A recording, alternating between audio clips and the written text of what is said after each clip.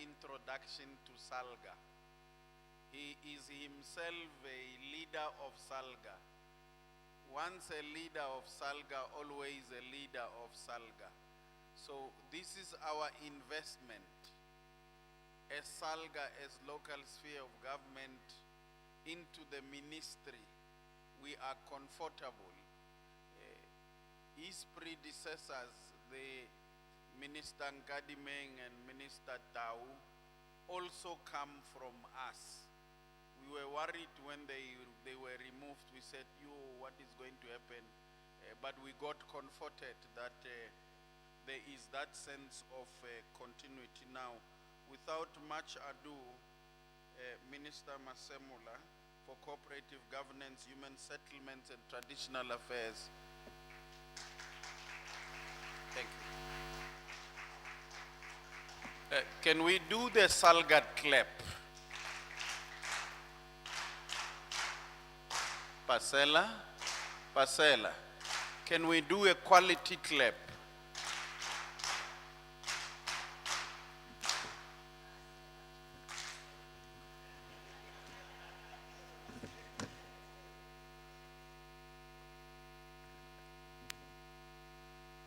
Thank you very much, Comrade Chairperson of SALGA in the province of Northwest, Executive Mayor Molefe, members of the Provincial Executive Committee of SALGA who are here in this meeting, senior officials of municipalities as well as SALGA represented here by Advocate Lance Jewel, COO of SALGA, and whoever he is with from that office. Leaders of provincial departments who might be here representing few of our provincial departments here in the province. I would also like to take this opportunity to express my words of greetings to all of you. Comrades and colleagues, mayors, speakers, MMCs, and all of you in attendance. I suppose leaders of royalty might be here, and I think it will be very important for me as well to extend my words of appreciation, if possibly they are here, of that leadership of our people in the country and this province in particular. My colleagues from COCTA National Office who are here, I saw the CEO of MISA. She has been telling me that she's from Northwest.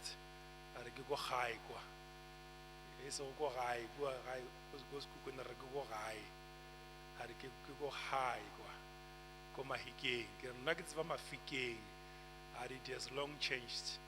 It's no longer Mafi, Hige.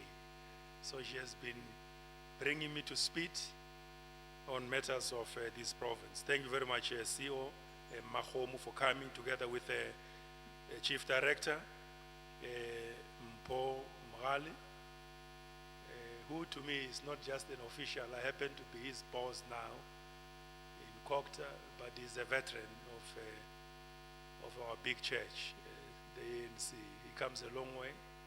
He has been around. He just chose to be an official and not pursued a political life. But in the movement, he remains one of the outstanding individuals who made a significant contribution in the struggle for freedom and democracy. And all of you in attendance, colleagues, a very good morning. It is a great privilege and honor for me to be offered this opportunity this morning on behalf of the Department of COCTA to reflect and engage with you as the Provincial Members Assembly here in the province, and most in particular your good selves as leaders of our communities in this part of the province of Northwest.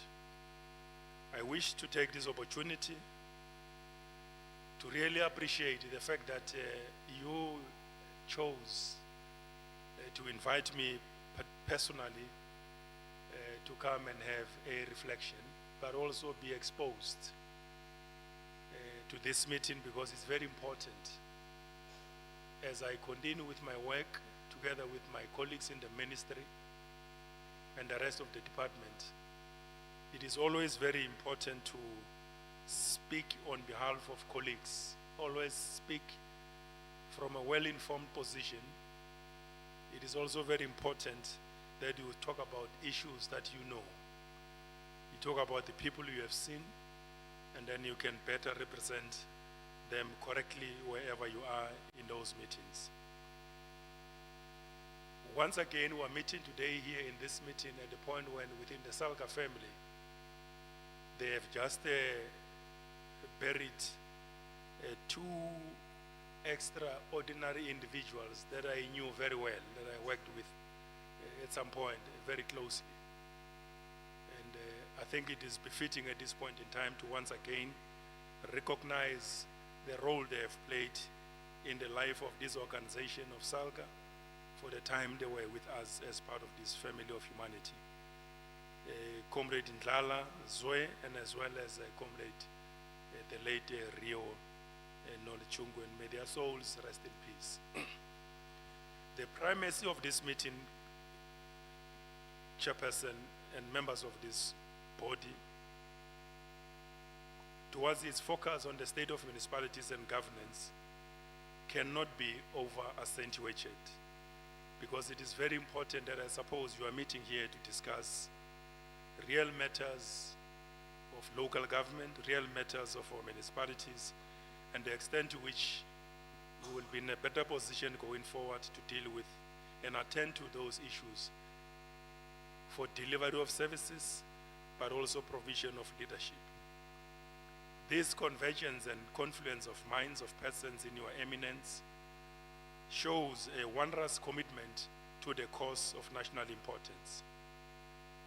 That we believe and remain focused on our contributions to non-racialism, non-sexism, united, democratic, and as well as prosperous society that we seek to create as South African government, but in particular activists of the African National Congress who happen to find themselves in different areas of responsibilities. This task, without strong and viable municipalities, it will remain a vision deferred if not delayed, because it needs the entirety of government, and therefore contribution of local government in the creation of this non-racial, non-sexist and democratic society. It becomes extremely important for our municipalities all over the country to equally important make their own contributions. It is very important at all times as you meet and discuss matters of your governance and management. When you take decisions, you've got to look at how are you contributing to non-sexism as a value fundamentally as you advance this particular national cause. So anytime as you take a decision as a mayor seated in your office, you must ask yourself a question: what is the non-sexist character of my decision or decisions that I'm making? You must also ask yourselves many questions. What is the non-racial character of the decisions that I'm making as the mayor in this office to contribute towards creation of this non-racial, non-sexist and democratic society? We will not only achieve this belief system of ourselves if the contribution is not made concretely on a day-to-day basis in the course of making decisions. So it's a very important matter for all of us to work towards without any failure. We are meeting here today, colleagues, fully conscious of the state of local government in the country, and this province in particular is articulated in the State of Local Government report and the Auditor General's findings about municipal finances. The extent to which the accountability ecosystem is effective account for the findings and their persistence of those findings. For instance, the AG's reports with regard to this province in particular, she says that there is excessive use of consultants by municipalities when we deal with matters of annual financial statements. In fact, that report says the province has been able to spend 214 million rands this past year, and the other year it was at 282 million rands.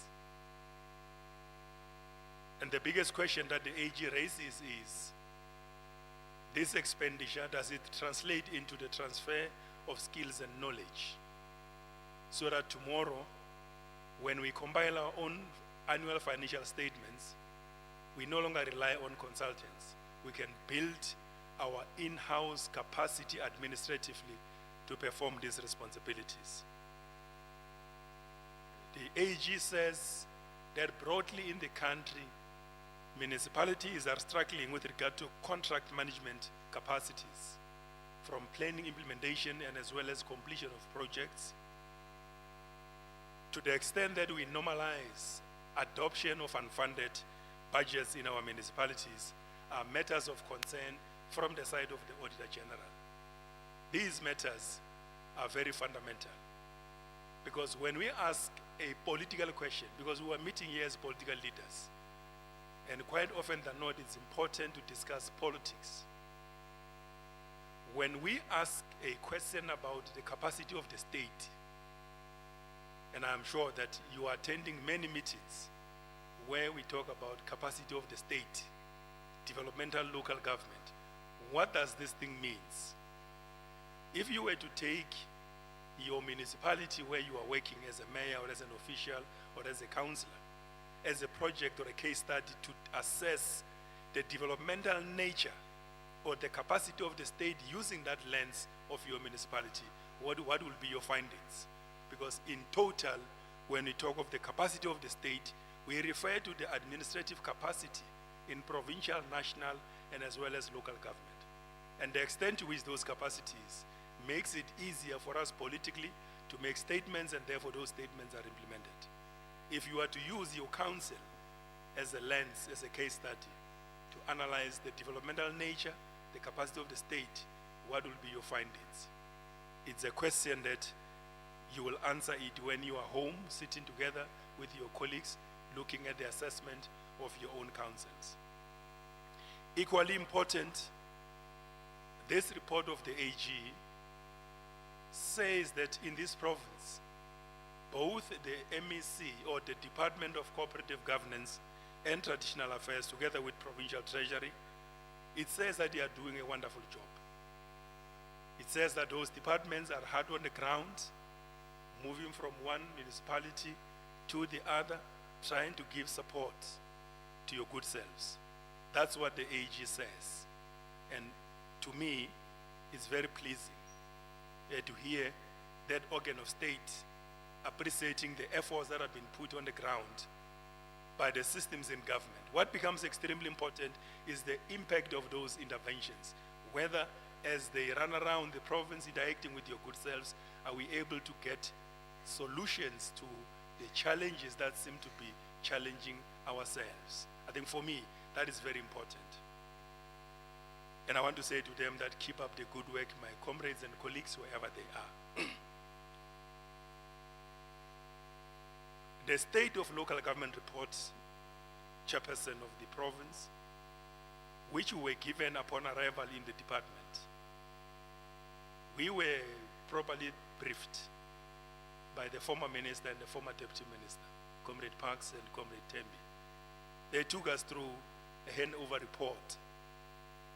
And because I come from the same church with them, we had an extraordinary engagement. Because I suppose you know that I represent Government of National Unity, standing before you this morning. And in our department in particular, we are a true reflection of a Government of National Unity. My minister comes from a different party, I come from a different party. But we work together without any problems. We are a very good team because we are matured leaders.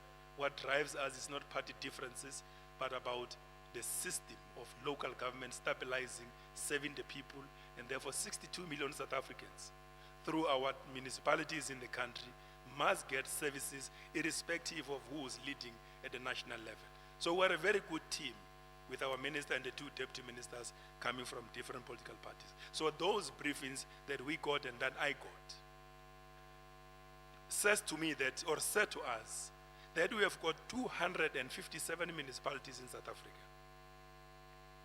that we are responsible for. And out of these 257 municipalities, the report says 161 of them are said to be under risk of either going back into state of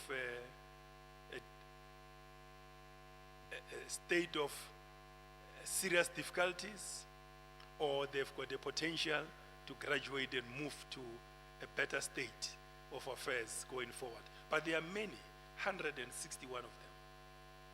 And the report further says 35 of these municipalities, of these 257, 161 are at risk, 35 are said to be dysfunctional.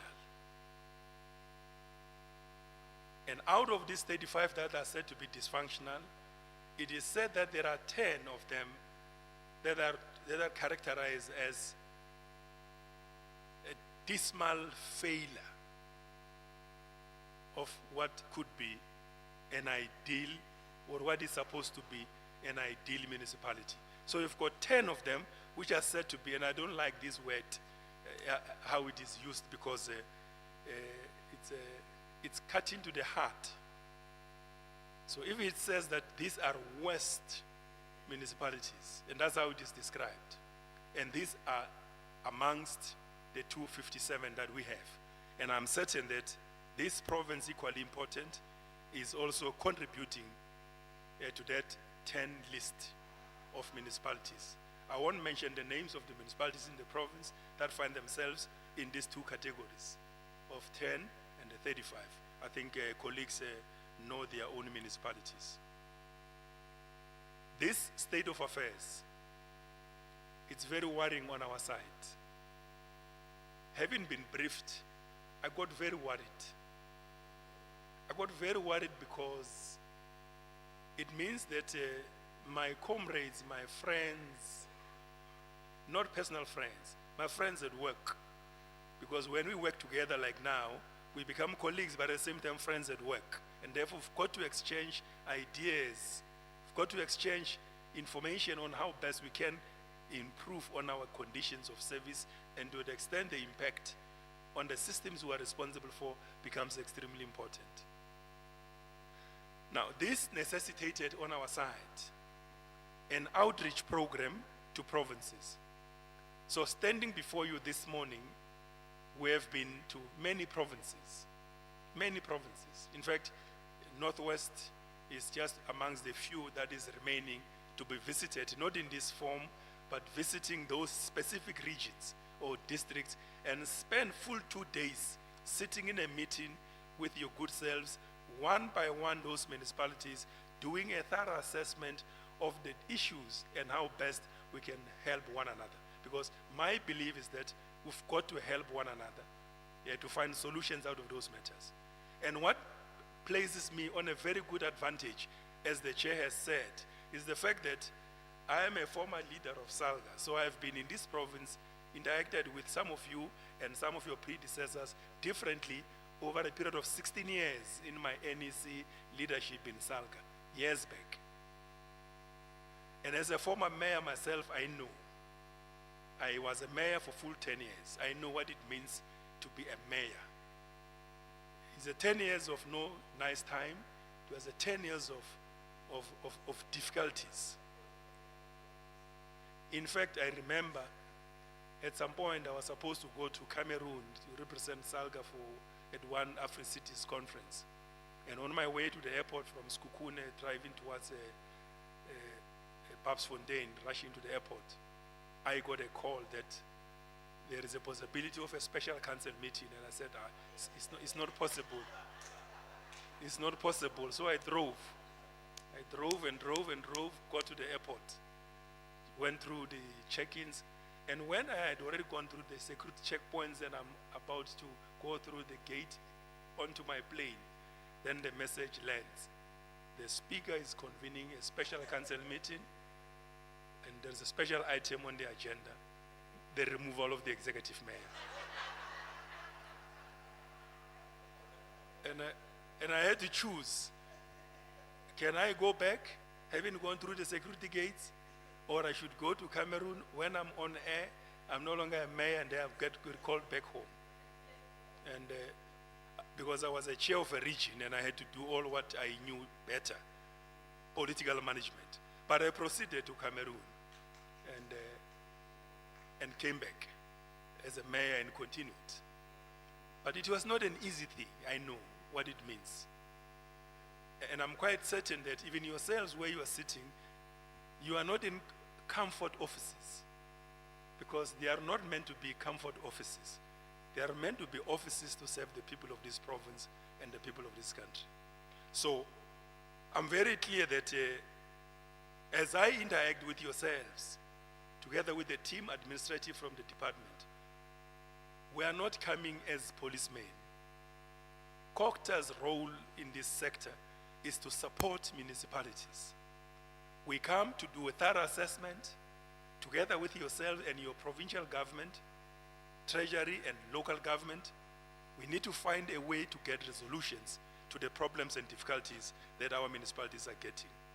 So this members' assembly for me is well placed to apply its dialectical thinking and dialectical reasoning in locating the causal factors of all those concrete challenges and come up with clear decisions and resolutions on how do we deal with these matters.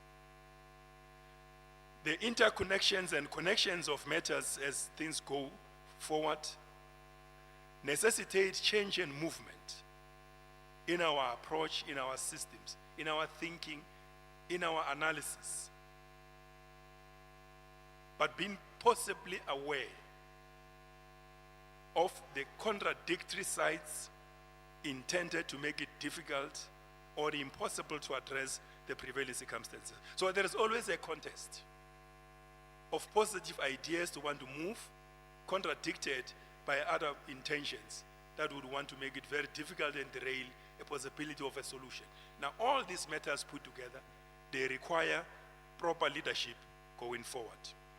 And of course, Chairperson, the connection and interconnection of things, if ignored for a while, they have the propensity to undermine logic and lead to wrong conclusions and as well as serious consequences.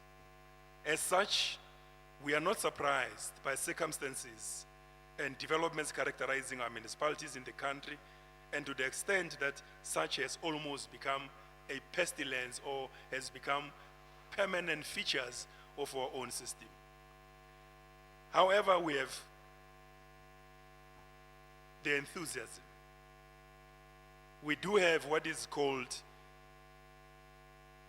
in what young people sometimes would want to say, I met one young mayor now outside here, the mayor of Mahikeng. You know, when SASCO leaders come together and meet and talk, they like to talk big English.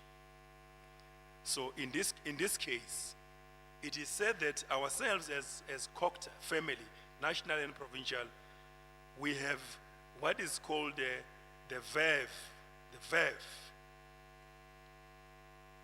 We have got the verve that we shall triumph over these difficulties, working together with your good selves. These matters require collective leadership with open hearts, that we can be in a better position to deal with these matters. Given our exposure to matters of leadership and governance at various levels, and particularly in this sector, I am under no illusion about the enormity of the task at hand that confronts us going forward into the future. And as such, we need reinvigoration of fundamental values of leadership and therefore principles. It's extremely important. Some of you who might have been privileged to sit in meetings which were addressed by former President Kgalema Motlanthe on matters of leadership and values that are supposed to be infused in our lives as individual persons in leadership becomes extremely important. He says that a leader at all times must be honest. Honest firstly to yourself. Because if you decide and say, I want to do this, but you know you are not going to do it, so it means you are dishonest to your own self. And that dishonesty is only you who knows the extent of your dishonesty to your own self. So leadership fundamentally is about honesty. How honest am I to myself that I want to serve and take decisions in the interest of my people or my organization, in this case, my municipality. The levels of discipline is very important amongst ourselves, for our own selves as individuals. Trustworthiness is very important, and the extent to which all those matters make us to be humble leaders. First thing first to yourself, before you can be humble to the people you are leading. Because if you can't lead yourself, you cannot be a leader. You will become a placeholder in an office of leadership, not necessarily exercising leadership in that office of leadership. It's very important that we are very much privileged. For me to be standing before you this morning, it's a privilege and honor that I cherish, that I can't play with it, because I don't deserve it. When the president called me and said, Dixon Masimula, you are appointed as a deputy minister, I said, oh, okay, oh my Lord. Among so many people, I'm chosen.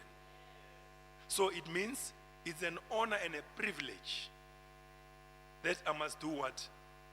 I must do to perform to the best of my ability. And when I took oath and raised my right hand, I said, so help me God. And I want to explain to you, what does it mean when you raise your right hand and say, help me God? And I'm sure you understand that. Because some people take it for granted that you just stand up and say, I stand before you committed to work beyond the capabilities, whatever I can do, but so help me God. As if it's just a normal exercise that we do. You know what it means, comrades? Leadership is a matter of the men above all of us. When we are leading people, we don't own people. When we say amandla way to our people, it does not mean that the people we are referring to, we are owning them as individuals. These are the souls of their own creator. We are here as their agents between him and them to make their lives better here on earth, so that they can live better conditions, because their creator wants to see these souls living under good conditions. Now, when you raise your hand at the time when you are appointed and say, so help me God, it means you are taking oath, not to the people alone. You are taking oath to their creator that on your behalf, in this office that you are giving me, I shall serve your people with honesty to the best of my ability, and say, I commit to you, my creator, that I will be a better leader. But often, many of us, we do the opposite. Having committed to the men above us, when we do our day-to-day work, we do the opposite. And no wonder why such people cannot stay in office for a long time. Once you start to do wrong things from that oath, and you don't do things in accordance with what is expected of you, I can rest assure you, your stay in office will be very short. You may not survive the political storms that you get subjected to, because you are lying to the man that you said on his behalf you will serve his people. Your life will become very short in that office because you are not honest. We are meeting here today, comrades, 3 days before we will go and launch 16 days of activism against gender-based violence and as well as femicide. And I'm quite certain that all of us working together with provinces and our communities, we are going to take forward this struggle of gender-based violence, with vigor, with commitment, and without any failure, and make it easier for communities to live much better.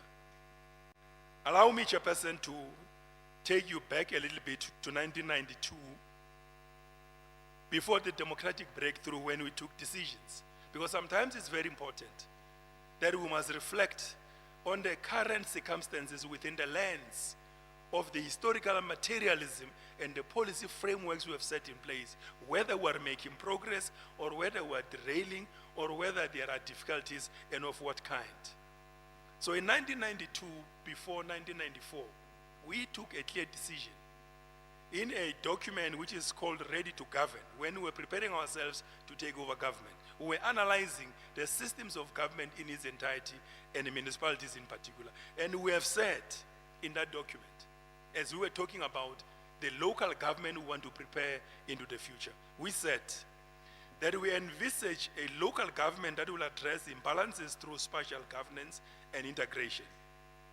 A local government that will be effective in urban and rural areas, that will generate employment opportunities, provide facilities, housing services, efficient and affordable public service infrastructure, improve efficiency and effectiveness in the administrative systems of government, reinforce transparency, accountability in the spending of public funds.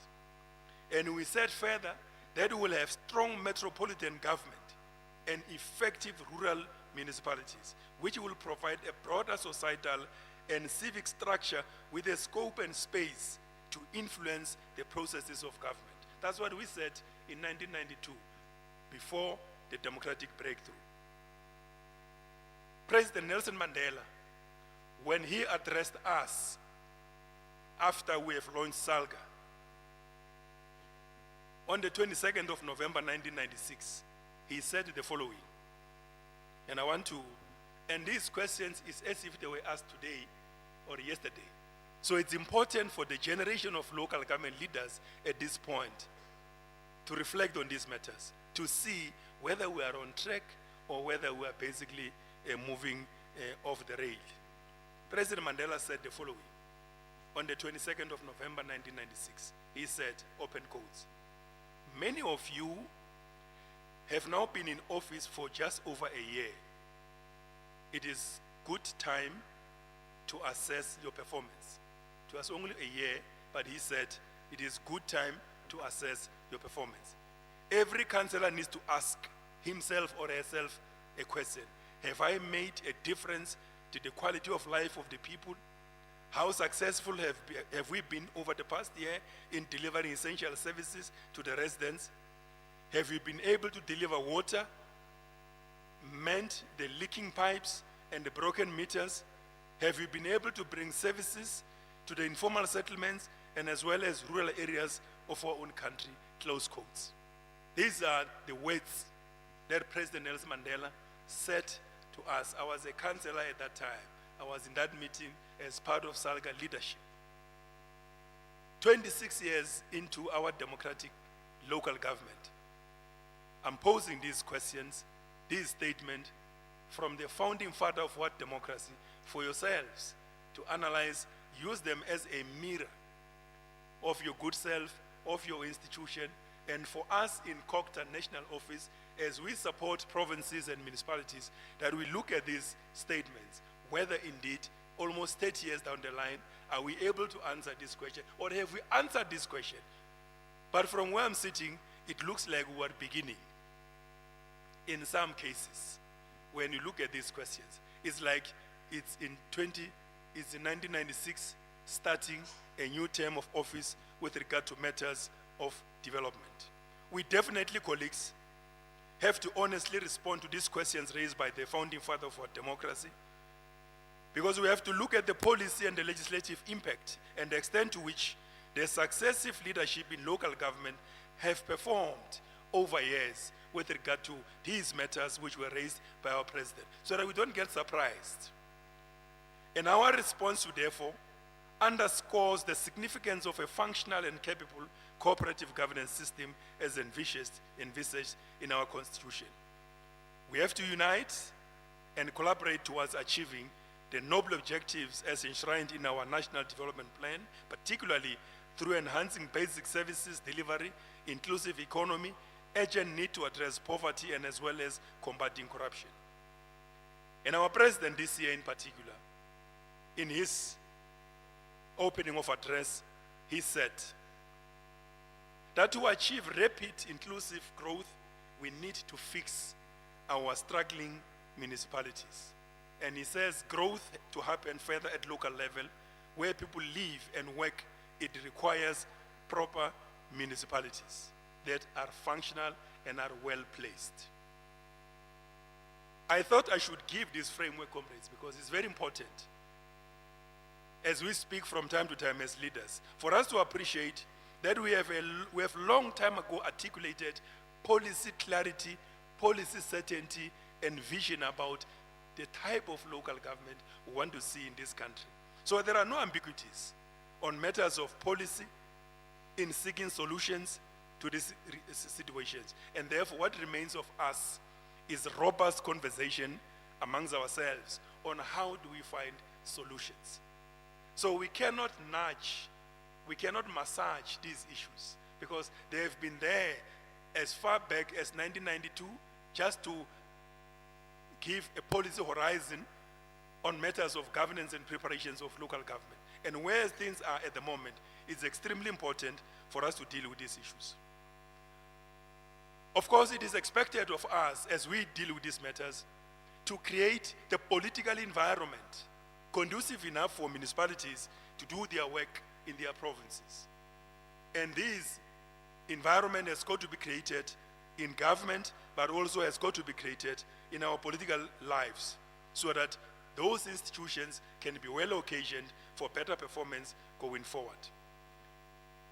And let me, equally important, borrow some revolutionary words from some of the great theologians who ever lived amongst humanity, who give us tools of analysis on how best we become better leaders going forward. And in this case, I want to quote a Cuban revolutionary, Che Guevara, a theologian and a tactician on matters of guerrilla warfare, who was once a part of this family of humanity. And he had this to say, I open quote.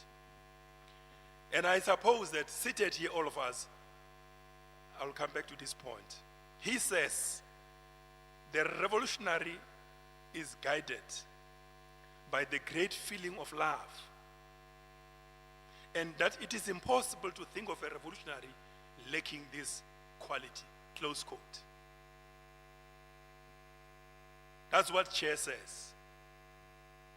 The second revolutionary, who is very relevant on matters of this nature at this point in time, is Vietnamese revolutionary, Comrade Ho Chi Minh.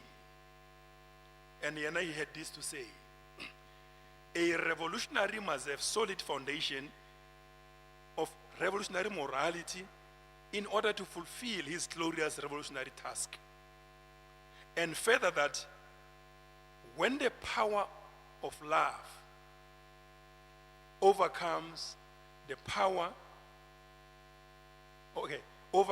love for power. Let me repeat it. He says, when the power of love overcomes the love of power, the world will know peace. Close quote. We must lead our people with love. Because these great revolutionaries, both of them, they talk about love. You can't be a revolutionary who does not have love. You can't lead people that you don't love, because you love your office more than the people. And that is why he says, until the power of love overcomes the love for power, the world shall never know peace.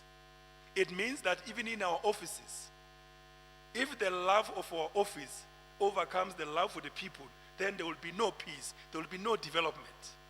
Because it's a direct contradiction of this revolutionary articulation on matters of science and dialectics on how do we arm ourselves into the future to become better leaders of our people.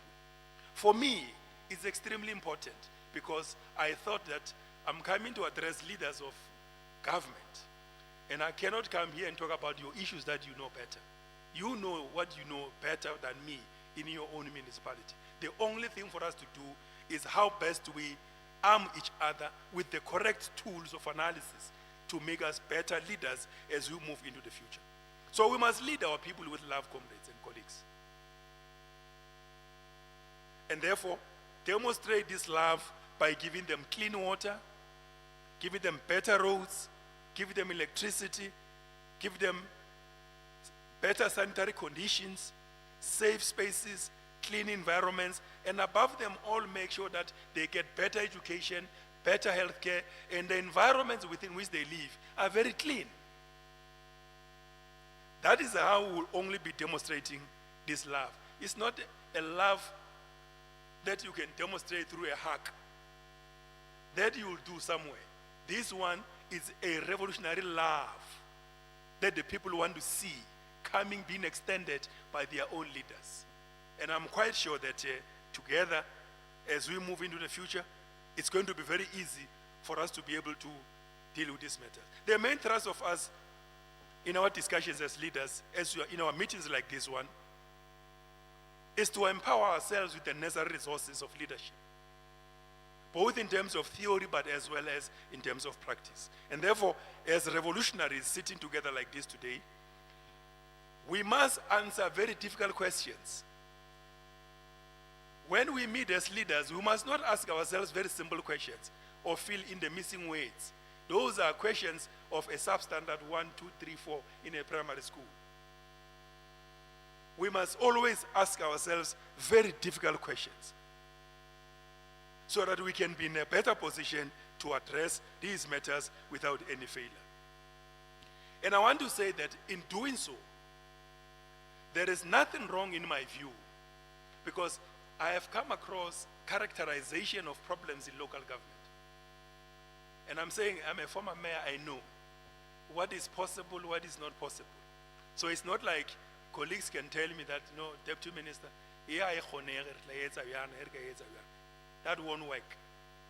Because in my view, there is nothing wrong with systems, either politically or administratively,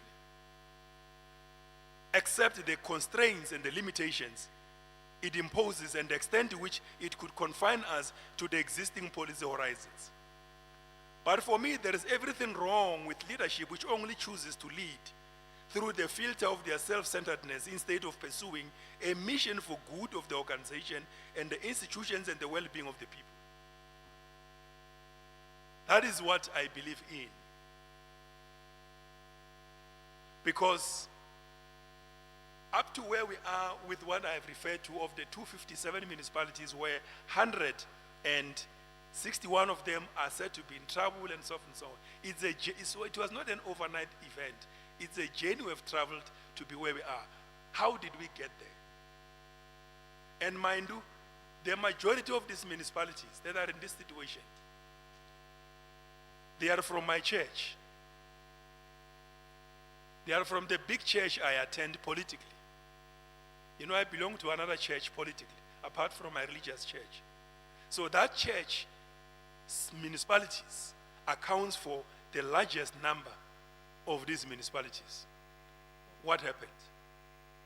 And I want to strongly believe that, for me, it's not about the systems. It has got more to do with how some of us who had an opportunity, or who even now still have an opportunity, we have attitudes on how to drive things differently. You know, everything, colleagues, falls and stands on leadership. Everything.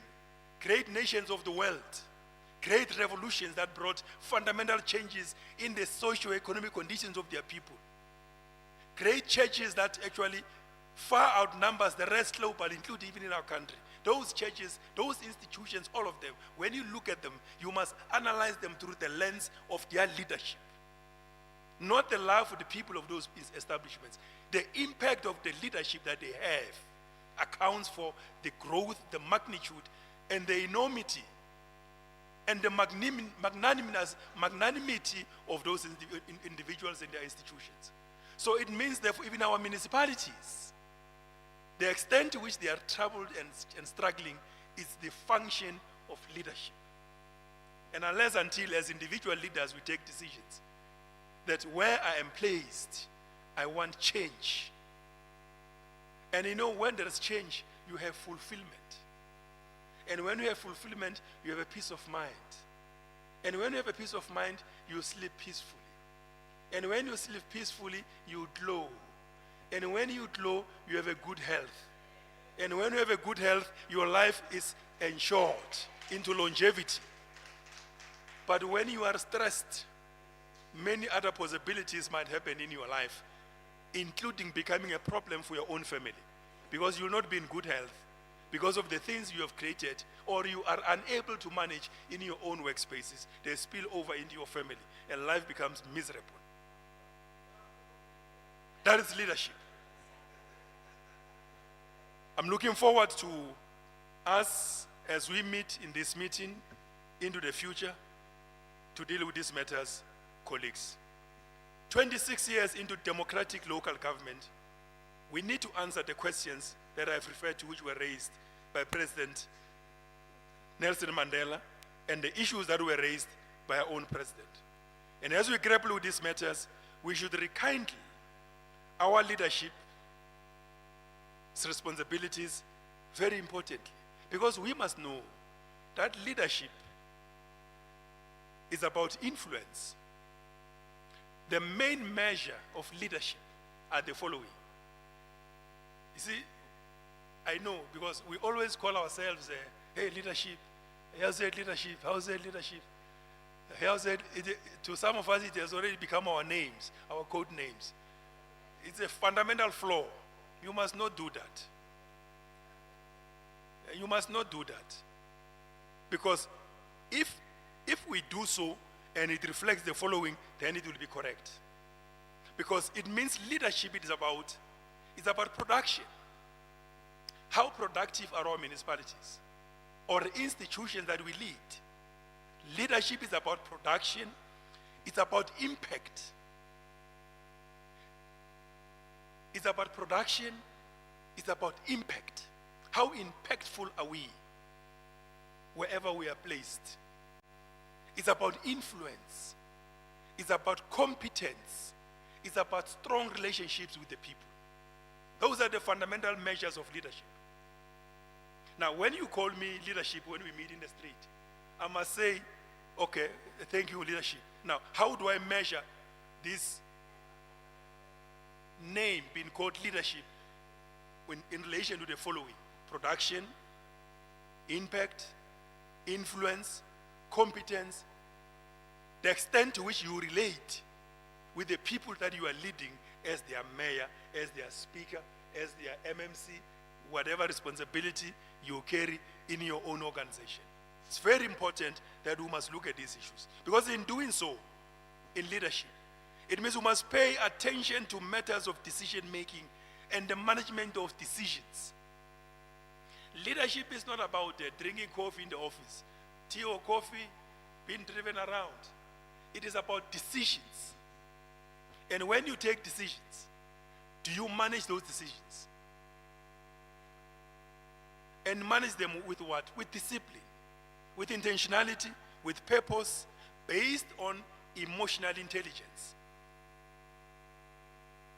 That is what will constitute an advanced detachment of leaders in the sector of local government this time around as we move into the future. And in doing so, we must distinguish ourselves by unselfishly, with foresight and ability, demonstrate patriotic devotion to matters of the people.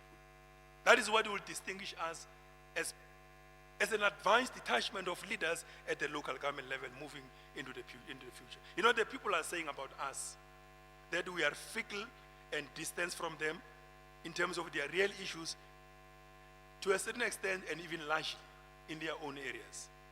And as we are meeting here today, it is important for us to agree that our contributions will help to build functioning, community-centered local government which is responsive to the needs and aspirations of our people. These matters are very important. We are meeting here today, and I'm standing before you with a very heavy heart. And I must confess, with a very heavy heart and dropped jaws, because deep down the cockles of my heart, I have a pain deep-seated. And this pain is because I'm standing here representing a government of national unity that has reduced my party to a largest party and no longer a majority party.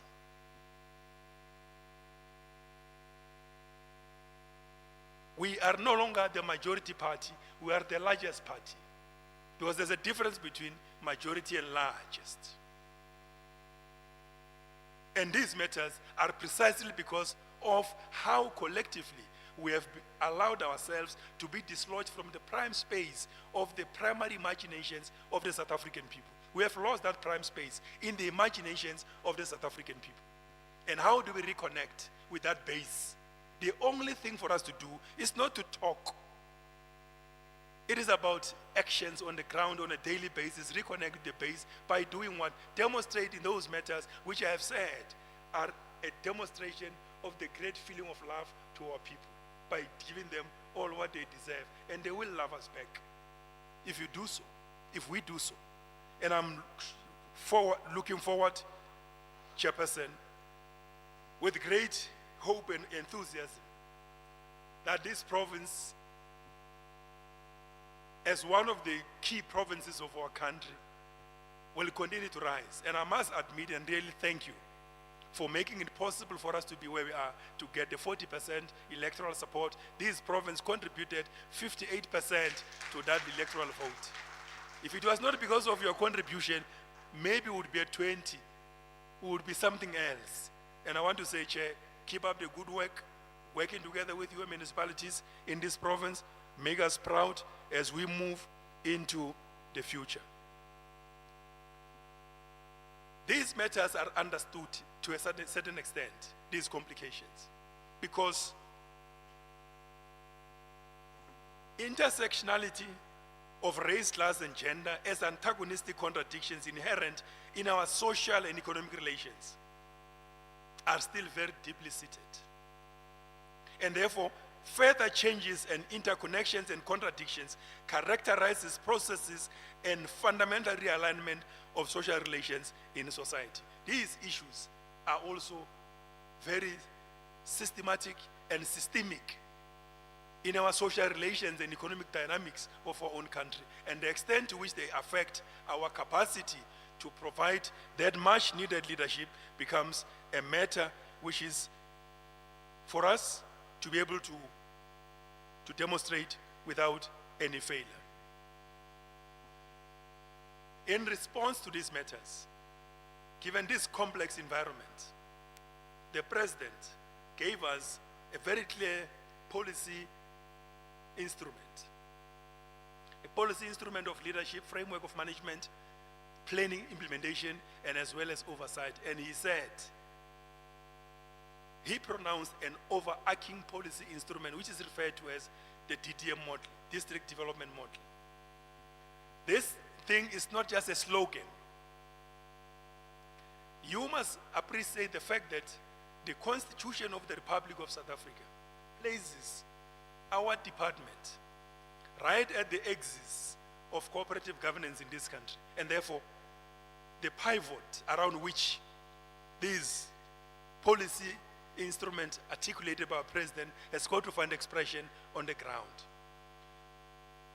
We are the champions of the DDM model, and therefore we need to facilitate stronger cooperation and collaboration among spheres of government to address disjointed and fragmented approaches to matters of planning, of implementation, and support to our municipalities. The President has just appointed now recently champions to our districts, and I'm sure that by now mayors of the districts know who are their champions. COCTA is expected to make sure that from time to time we consolidate a comprehensive report on how those systems are impacting on the actual daily lives of our people. And my advice that I can give to the district mayors here is that you must go back home and establish what is called district service delivery war rooms. All of you in your districts. And when you do so, you must work very nice with your local mayors. And let me give you my experience of how local mayors can make things difficult for you if you are not able to provide better leadership.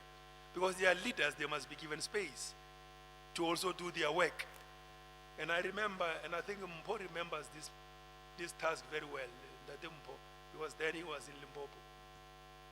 You know? And during our times, there was no IGR Framework Act. There was nothing. You were working on whims. Can we come together and talk? And then what makes you to bring me to a meeting? And therefore, it was just a feeling that we must work together, but with no framework. And I remember this mayor in one meeting saying to me, RSC, Comrade Masamola, I hear what you are saying. Mark, do you know that you are a mayor, I'm a mayor? And therefore, there is no mayor who can mayor other mayors in the process.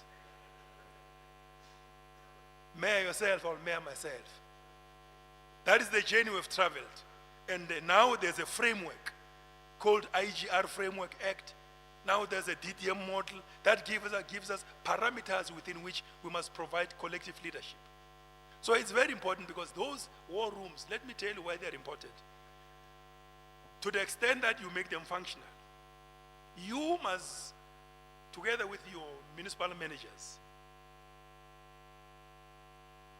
and the heads of those DDM models as champions, when you convene a meeting of the war room in your district, we expect that all government departments in the province and national, on matters that you have identified as issues and challenges in your own region, we must come as departments nationally from different quarters to give you programs, commitments on how those matters are going to be resolved. And in the course of that, you develop a report, and that report will have minutes, matters arising, it will have an action plan. In the next meeting, you tick a box on the action plan's implementation, whether there is progress or not. And you will be able to see that there is this department which is not able to come to our meetings and therefore account correctly on matters we have raised with them for our own people in this region. That is how the war rooms for service delivery becomes extremely important. And if there are no changes, the system says you escalate those matters to COCTA. COCTA has got all the authority to raise those matters with the respective minister, department through the DGs, in our respective interministerial committees. If all does not work, there's nothing that stops us to go to the president and say, in that province, in that district, this is how far we've moved with Masemola as the deputy minister or as a minister, but this department is non-cooperative to the extent that communities in that area are still left very stranded on the following issues. These systems, district mayors, it's an instrument at your disposal to use for the realization of the problems and the challenges of your own communities. And I'm saying you are well armed from here going forward into the future, and I want to wish the Premier, district mayors, and all of you all the best as you continue to perform these tasks very seriously. I wish to comment on a positive note at the same time. Municipalities in the province here and elsewhere in the country who are doing very well with regard to the expenditure on municipal infrastructure grant. At the same time, there are municipalities which are struggling to spend their MIG. And let me tell you, those which are struggling to spend their MIG are running into a risk of possibilities of losing those monies. And we will be coming to those districts with a clear report. I won't mention them here. They are not meant for this meeting. They are meant for their meetings at home, where we'll come, sit down with you, and say, this is how far you are unable to spend, and this is the extent to which you are going to lose this money. What do we do? Do we allow this money to go, or what do we do? So it means there are problems of capacity. Now, COCTA has two very important platforms you must use we have a platform of MISA, which has got a team of expertise from different studies of life, professions and faculties at your disposal to use. You just ask your sister there that I have a problem on this area of work, can I be reinforced? You can write to the Director General of the department. In the department, there are very skilled individuals there, highly learned and very experienced on matters of local government, including the extent to which we have assembled Results Management Office capacity, populated with individuals with skills, knowledge, experience on matters of local government. Reinforced and working together with SALGA, we have got all what it takes to turn around the situation. The only thing is we need the openness of municipalities. You must open your hearts and say, please come and help me. I need your intervention, I need your assistance on the following. These individuals are there in Pretoria. They are there in your provinces. They just need to be activated so that we make use of these monies. The reason why we are very much concerned about these matters, colleagues, is because there's COCTA from National Treasury every year. We receive almost 130 billion rands. 130 billion rands, which is your money.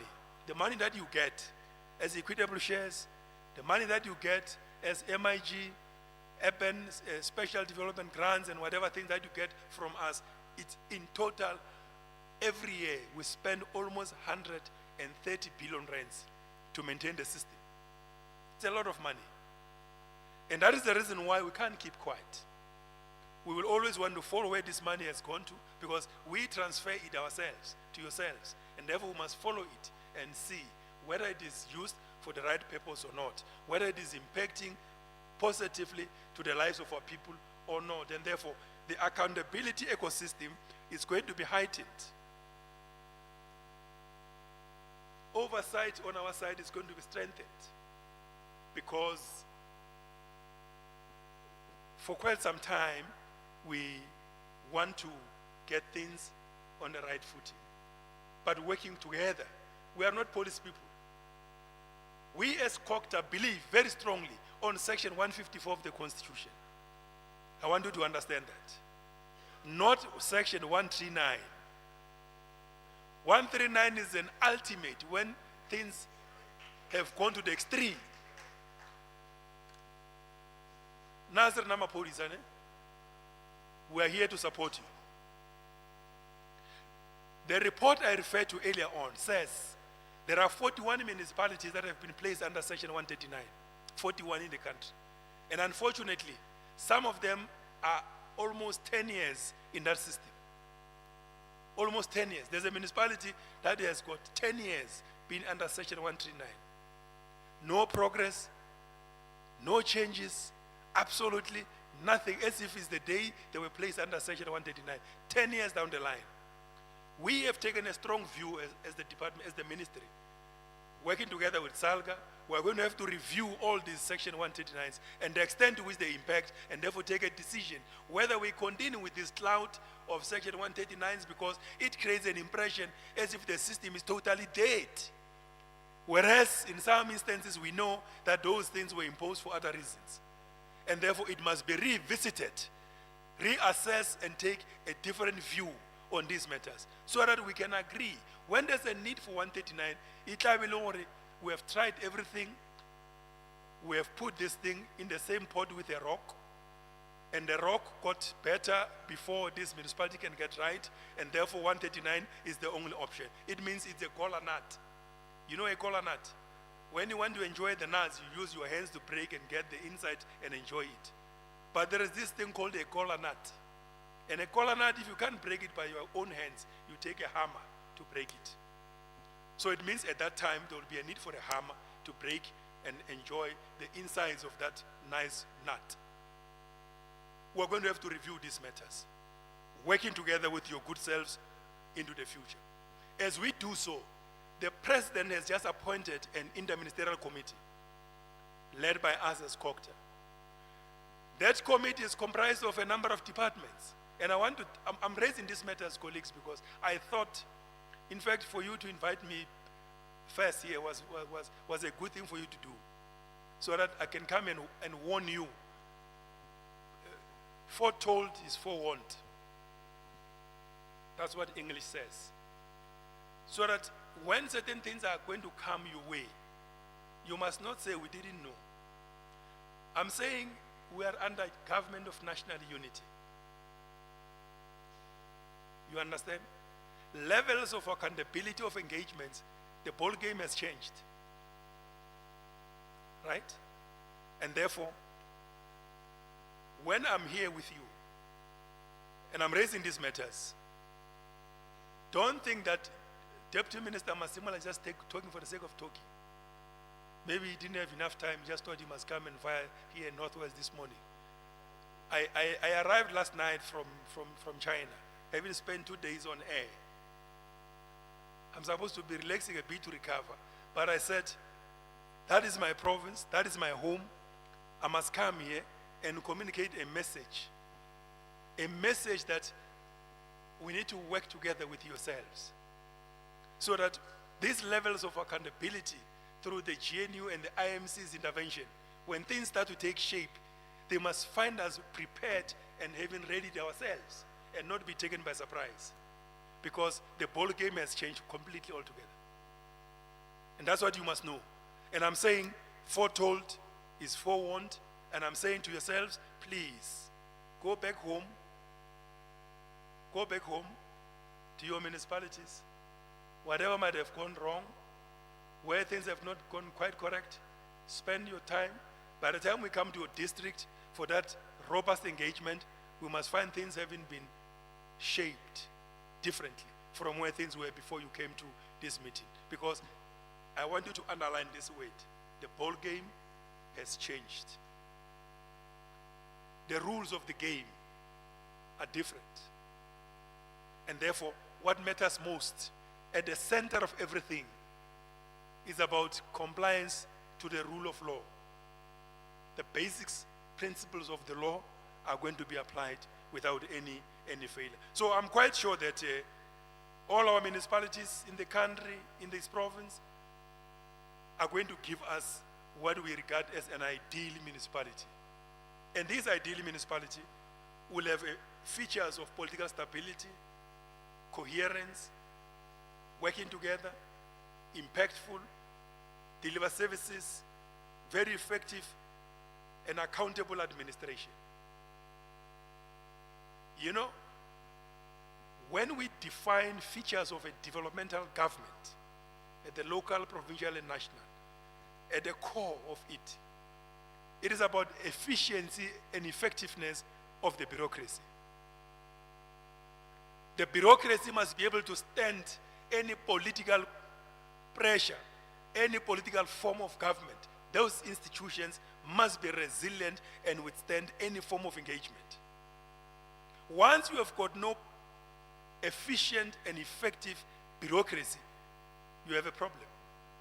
We can come and disband that municipality, but if the core problem is not being resolved, that will never ever resolve our problems. So I'm asking you as leaders, because the collapse of administration is a function of leadership. It means if you don't play very aggressive, constructively so, oversight on your administration, that administration will fail you.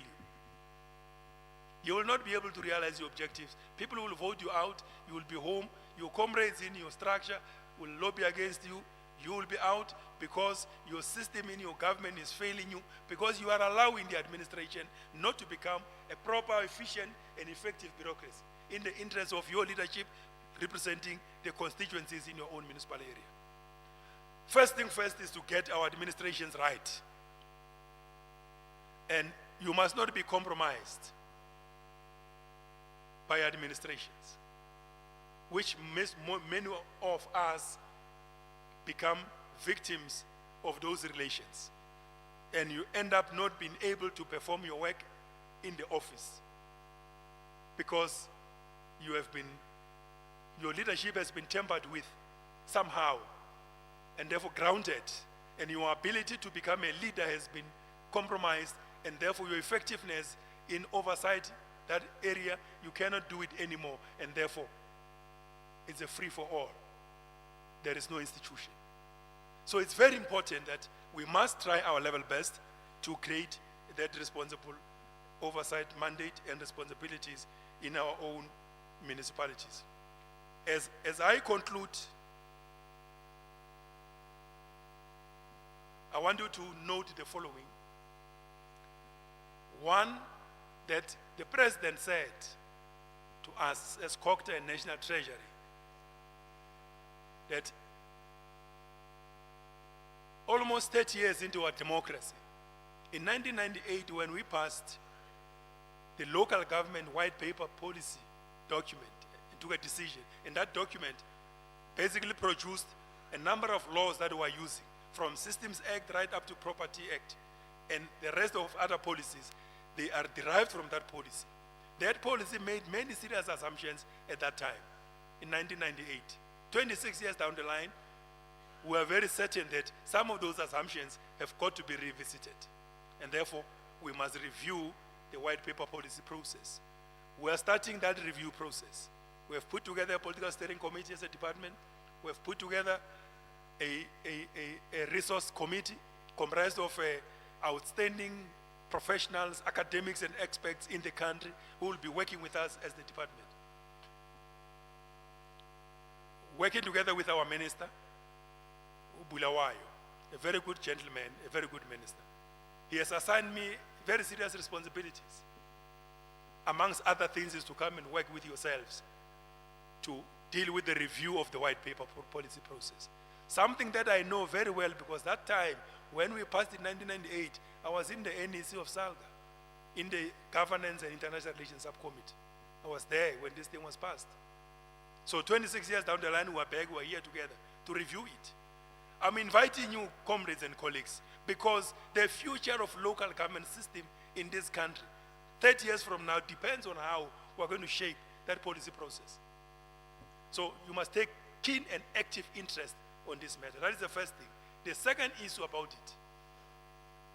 The president said we must, in the meantime, work very hard to produce a concept document on the review of the funding model of local government. And we've already started that job together with Treasury. The two Director Generals have been assigned the task to put together a unit to start to work on these matters, because the assumptions in the white paper cannot withstand the test of time into the future, and therefore fundamental shift on policy has got to happen. And we must start that process working together with yourselves.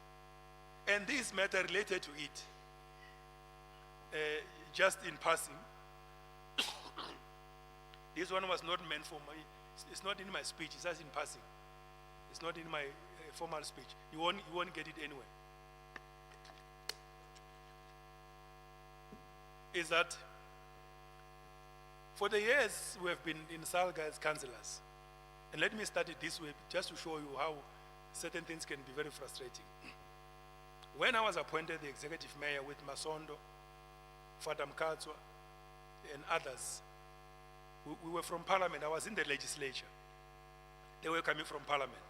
Former MECs, Deputy Minister of Education, Father Mkatswa, Mruti, and so on and so on. And we were appointed as mayors in 2000.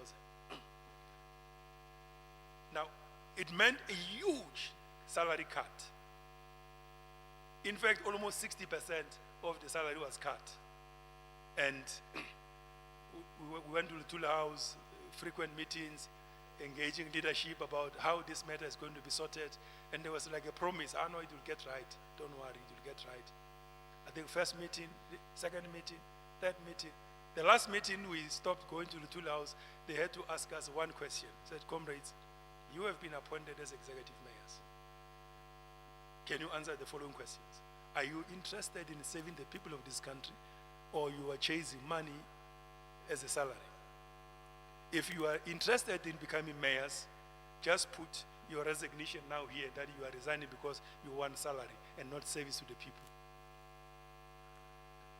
We had to, with our tails between our legs, left the office back home, had to start to readjust our lives, difficult as it was.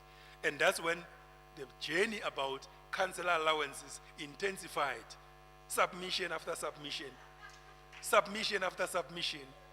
10 years down the line, when I left in 2009, we had not yet resolved that matter. It was still a pending issue. Today, as we're speaking here, we are back, we are together. You understand? So it means somewhere, somehow, we will represent you correctly because we know the pain. We know the pain on these matters. And two things. I was saying to Mpo earlier on that I'm so pleased. You understand? I'm so happy because if that process can conclude the way it's structured and the contents of the proposals, if we can go that route and reach a logical conclusion, the day I leave Kokta, I'll go home a happy man for the rest of my life until I go to my grave. Because the proposals that are there now in the report, for the first time, those proposals, all those years, were submissions, either from SALGA, from the department, and from the individuals to the commission. Now, almost 30 years down the line, is the other way around now. Those things have made serious impact, they've been understood, and the proposals in the commission's report now, I'm not sure if colleagues have seen that proposed report, because it's out there. If you have not read it, go and look for it when you leave here and say, I want to see the proposal on how this thing is structured. I think tomorrow, if they can redeploy me back home to my Skukuna region as a mayor, I will go there running. I will leave Pretoria office and go home and become a mayor once again, because the mayors now, at that time, they will be better remunerated. The proposals are just out of this world for your good selves. And I want to invite you to work with us as we strengthen these processes and towards getting that document finalized. In the meantime, I'm sure, yeah, you can clap hands for this one, colleagues. This one is about you. It's about the next round of council allowance. If we can deal with it easier, it's a matter of, in the next 18 months, we should conclude it. The next generation of local government leaders, I'm quite certain that those men and women will be the most blessed. It will be the most blessed leaders of local government. They will be shining at all times. Except to say that in the meantime, we have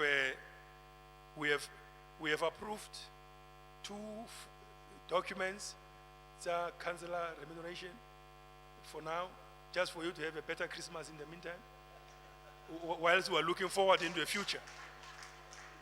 And I suppose you got those things. Yeah.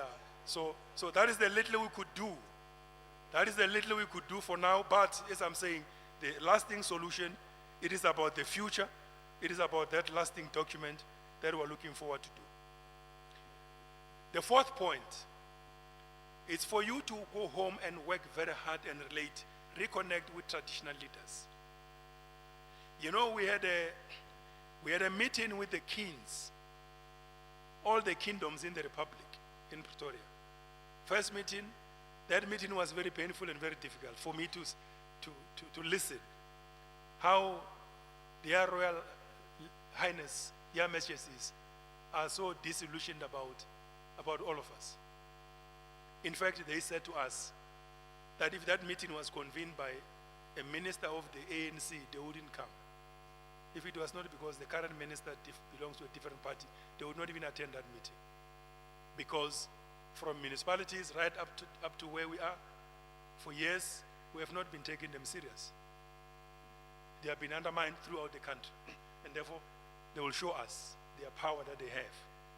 And I think for the fact that we are the largest party, I think we have seen it. Now, today, we are going to have a third meeting with them tomorrow, Saturday and Monday. We have basically done the following things. Let me tell you. We are convening all provincial houses and the kingdoms and everyone else in Pretoria.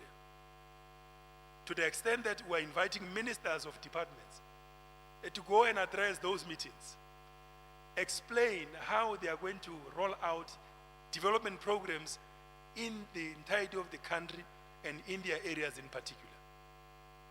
And this work complements and reinforces the DDM model. But traditional leaders are going to create a platform of accountability, which means ministers and MECs, levels of accountability is going to be heightened, including yourselves as mayors. So I'm asking you colleagues to reconnect with these institutions of our people because they are very important. So tomorrow, Sunday, Monday, in Pretoria, we will be meeting with all these houses to discuss very serious issues of how do we, together with them, change the conditions of the rural people in our provinces. And Northwest is one of those provinces. So I'm asking you, next time when we come back here, we're going to ask you in your municipality when we meet with you, can you present a report on your relationship and the workings with the institution of traditional leadership without any failure? And that is where we're going to as we speak at the moment. As I conclude, finally I want to say, I know you are Christians. You go to church. Most of you, let me not say all of you. Most of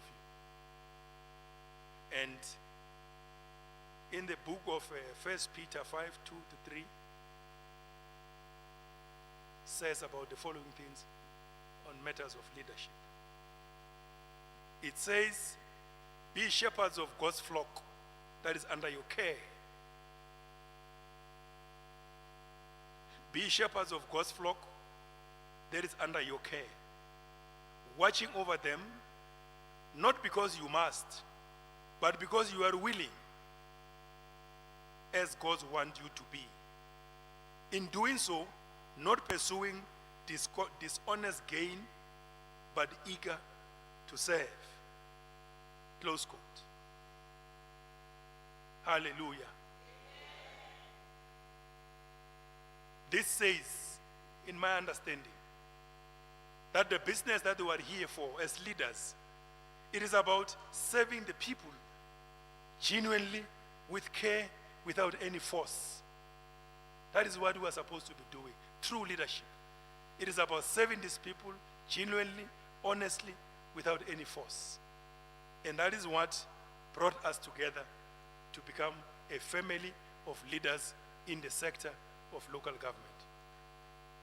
With these few words, I want to say thank you so much for the invitation for us to come here and spend few hours with you as we converse and benefit from your engagement. I think I will get the reports of the discussion that took place from yesterday up until now as we move into the future.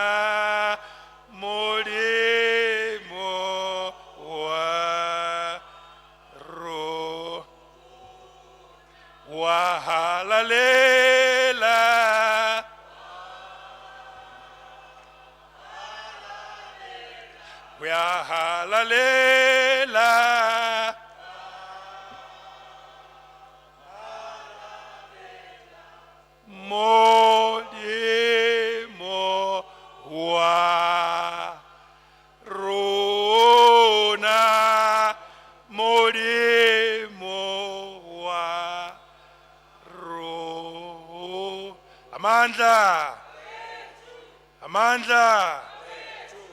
Yalebo.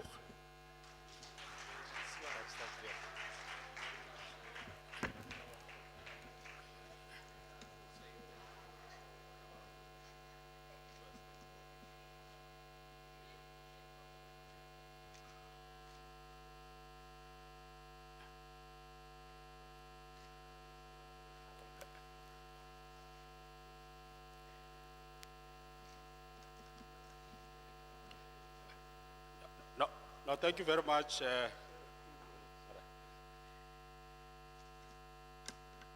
Thank you very much. Can we give a round of applause to the DM? Maybe our quality clap, the proper one. Oh, thank you very much. The chair wanted just to make few remarks. Chair, you can assent.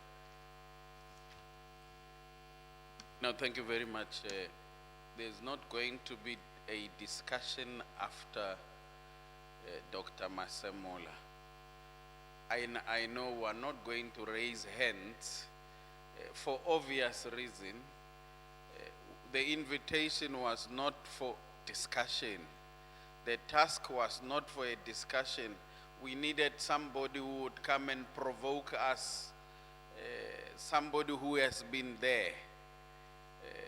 And Dr. Masemola, thank you very much for Miki lemogile gore le mo go ena go na le boprofiti ba mofuta mongwe ba ile neo, because in the process you are the mayor. In the process you have been an MEC 3 times. In the process you are a doctor. And again in the process you are a pastor come bishop. You can sense, and you can sense the prophecy. Those of you who are able to connect with the, you see, thank you very much for coming. We feel revived. If there's any practical renewal, that is the renewal that we're talking about. And thank you very much for touching on issues that are applicable to us. The issue of Section 139B, we are settled. That issue has been abused. It has created many of the problems that we have in the province. One of the issues that I would want you to carry with you on our behalf as you go is that and I related this yesterday when I was speaking about the President's observation about local government 3 months after we occupied office. And already when you look at that report, which was generated by your department, in any case, it was saying that local government was on the brink of collapse, and that therefore that is what we have inherited. It therefore follows that some of the municipalities in the province and elsewhere need from time to time some form of resuscitation. Now we'll give you an example where in some instances municipalities can pay salaries. Now I'm raising this matter deliberately because I've raised it 1,000,000 times in the Premier's coordinating council. I've raised it in the Makhutlas. I'm not getting a response. In an instance where a municipality is unable to pay salaries, whose responsibility is it to bail out that municipality? We now know if SAA, DINEL, ESCOM and others can't function because they are financially hamstrung, we now know who comes in. We want to know. As districts, for an example, we don't have powers of interventions. The law says we must support local municipalities subject to our financial viability and means. But we know the powers of interventions are at provincial and national government. So if that matter, and I'm asking it deliberately because I'm aware that the cabinet, knowing that the function resides there, took a resolution that if a municipality finds itself in a position where it can't pay salaries, cabinet will not get involved. But cabinet decided not to get involved, but fell short of saying who must carry that responsibility then? It's one matter because it burdens us. I'm a district mayor. In my municipality, for an example, I have a municipality like Ditsobot. I've got the municipality like Tswaing where pensions schemes have collapsed. And that's what we have inherited. So it's the second matter. The third matter is the issue of powers and functions, particularly as it relates to the question of water across the country, but let me focus in the province. When you get to the district of Bujanala where we are, you will find Bujanala as a district is not a water service authority. But when you go further down, you find Ngaka Mudirimulema is a water service authority. When you go towards the south, you get Dr. Kenneth Kaunda. You find it's not a water service authority, locals are. But when you go up to Dr. Ruth Khomutsi Mumpat Freibeck and them, you find the district is a water service authority. So in terms of capacity, in terms of norms and standards, there is that inconsistency. We have raised this matter. It's a problematic matter for us. The fourth matter that I will raise on behalf of the province, we are governance. We are governance. I'll make an example where officials invoke certain intervention on us as officials through seculars, particularly those who are in treasury.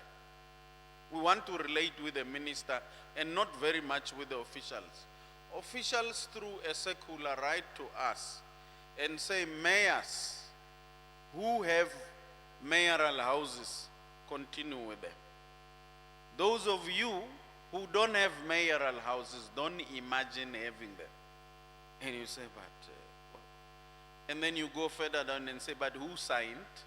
Then you realize it is a certain Mr. Hatting writing to us politicians. It's a matter, it's not only that matter, I'm citing that matter as an example. You will find in some instances officials invoke interventions on us. They say, for whatever reason they say, we're invoking cost reimbursement on your MIG thing. And I'm saying, but these officials have got so much powers to invoke on us. Where is the minister?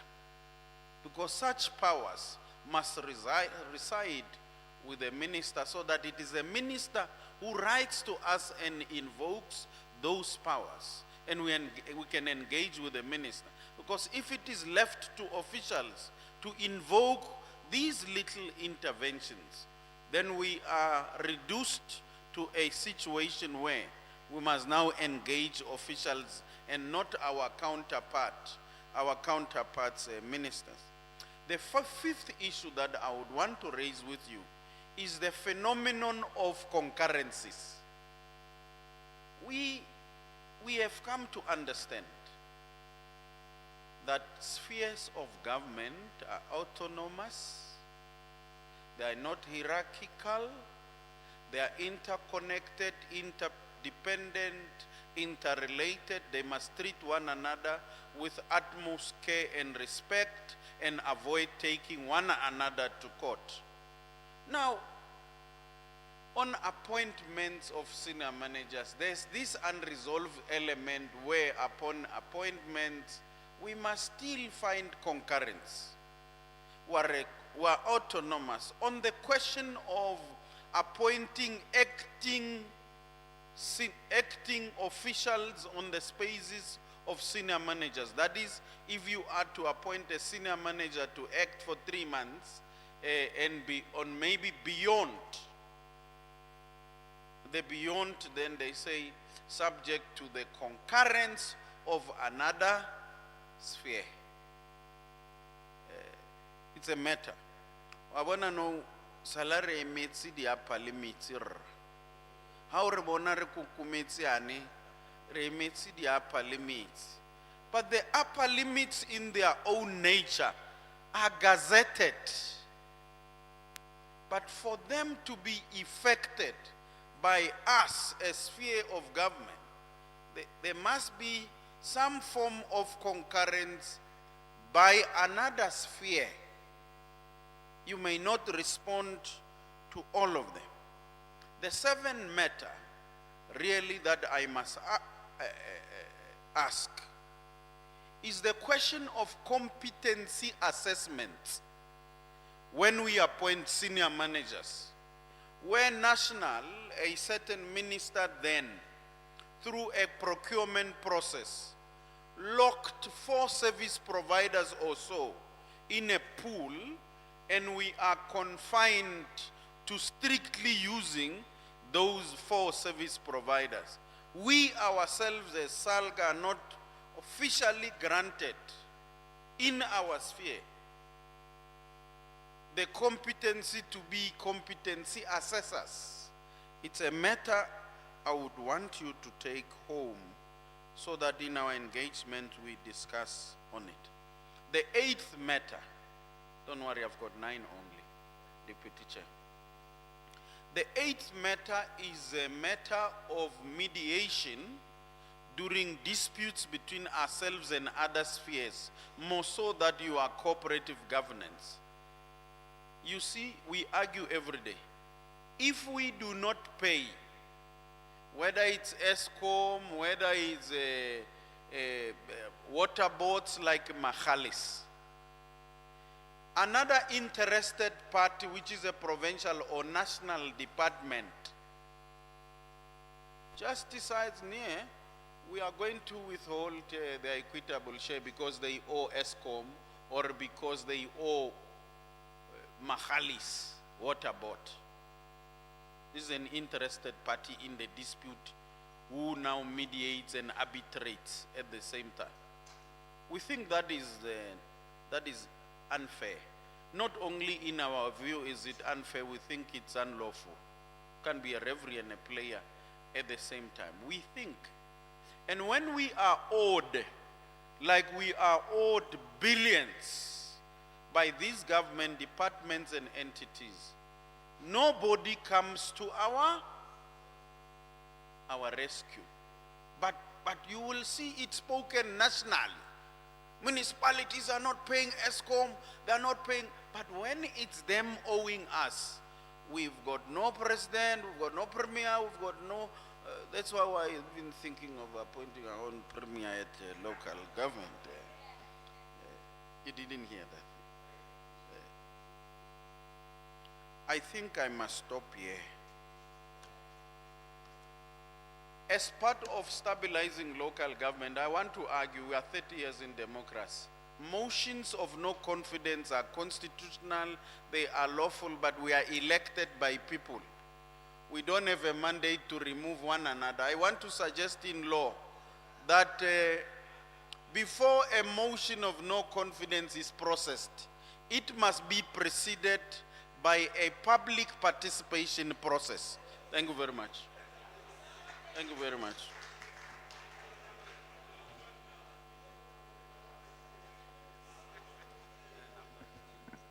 I know we are very much under pressure for time, but DM being DM will not walk away with this provocation. So we'll give him 5 minutes on that. Thank you very much, Program Director. Yeah, no, thank you very much, Chairperson of the province, and a good afternoon once more to colleagues. Well, starting with the first one on stabilization of municipalities going forward, so that we do no longer just have a willy-nilly removal of public office bearers, probably out of scenarios where there are coalition arrangements.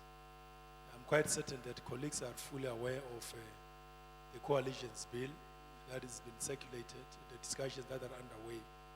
We're looking forward to the provision of a framework that will most probably, help us post the coming elections to deal with this matter of coalition arrangements. Because that proposed bill tells us of the framework, when and how do you remove an office bearer, what should be the period of, for cooling purposes, and what would be the actual reasons and the methods, the methodology related thereto of taking such a decision to remove a municipal office bearer. I think that part has been taken good care of. The second point with regard to departments owing municipalities. Let me assure you, Chair, that we are your spokespersons. It's a matter that we have taken very strong within the interministerial committee. It's a matter that the IMC that the President has established. Amongst there is terms of reference. One of the key issues is to look at how do we ensure that departments that are owned municipalities are able to get their money. In fact, we made a proposal, but we had to withdraw because it was the other way around. We made a proposal to Treasury that monies that you are supposed to give to national departments through their equitable shares, why can't you apportion part of it and deal with the debts of departments to municipalities? When we thought we were on track in terms of that discussion, then they spin the whole discussion and they said, no, okay, the same thing can therefore then apply to municipalities. Let's hive off the portion of the money they are owing to ESCOM and as well as water boards. And then we realize, oh no, this debate, we can't win it with that approach because it will completely, constrain and cripple municipalities because it means you will lose a lot of money that has got to go to boards and as well as ESCOM. But there is a balanced discussion that suggests that we must be in a better position to find a way to deal with these matters. The third point on ESCOM and as well as water boards debts, it's a very huge problem to the extent that in Gauteng, for instance, in Mfulen, in the past few weeks, we're dealing with an extraordinary situation where ESCOM went to court and attached the bank accounts of that municipality. For a few weeks, the council or the municipality could not pay salaries of workers because the funds were locked as a result of their inability to service their contractual agreements with how they're going to be servicing the loan owed to ESCOM. It's a very complex, very difficult matter, and it's not only that municipality. It's many of our municipalities that are owing either ESCOM or water boards billions and billions and billions of rands. Now, that becomes an intergovernmental debt. Now that it is now an intergovernmental debt, what are the possibilities going forward of resolving these matters? And that is where the review of the funding model of municipalities becomes an issue. Because if we are to take a decision on the possible bailouts and other related financial instruments that we can stabilize our municipalities, the problem is not necessarily with Treasury for now. It's a policy constraint. And this policy constraint ought to be clarified and be attended to as a matter of agency. And for us as the department, finalizing the discussion on the review on the funding model of municipalities, it will basically give us a comprehensive approach on stabilizing municipalities. Just to give for an example, if we win a debate through that model that says municipalities should no longer just depend on their revenue, they must also become beneficiaries of nationally collected revenue. And therefore, let there be vertical allocation or equity with regard to the national fiscus allocating portions of its money to government. Municipalities will become beneficiaries. And therefore, the review would have to be part and parcel of that process. In the immediate, we might not have the solution to actually deal with this intergovernmental debt in the next coming few months, but probably towards the elections in the next coming 18 months and beyond, there might be policy certainty and clarity into the future with regard to this matter. It's at the moment, it's a double-edged sword. It cuts from both sides. And we just have to find a way on how do we manage it in the meantime going forward. That is one other point. The issue of the Minister of Finance allowing officials to interact with the good selves. In fact, there is a solution. The solution is that the Deputy Minister of Finance has been, one of them has been allocated functions of municipalities. And that is not, it's not Dr. Masonda. That's why I said I must come here and tell you that things, the playing field has changed. It means I was supposed to come with him here because the two of us have the same common task of working stabilizing municipalities. But he happens to come from a different perspective politically, and therefore, it means therefore I will have to go back to him and say, in Northwest there's a concern. Can you, provide leadership on these matters and therefore redirect the operations? I think when I'll be coming to you, some of your districts, I will come with him because in other places I do go with him. If he doesn't come, he comes, or they send national officials from Treasury National Office so that concerns like these ones, we are able to resolve them on the spot going forward. So it shouldn't be a difficult matter to handle and redirect its actual operation on this one. The issue of powers and functions is not a national problem. It was not created by COCTA nor National Treasury. It's a provincial competence. It was a decision of the provincial government, the executive committee in particular, provincial cabinets, that decided on how do they empower districts in terms of powers and functions, water in particular. In other provinces, completely, districts are not water service authorities. In other provinces, they are water service authorities. In the same provinces, you would find that there is that one district somewhere there which is not a service water authority. And huge inconsistencies.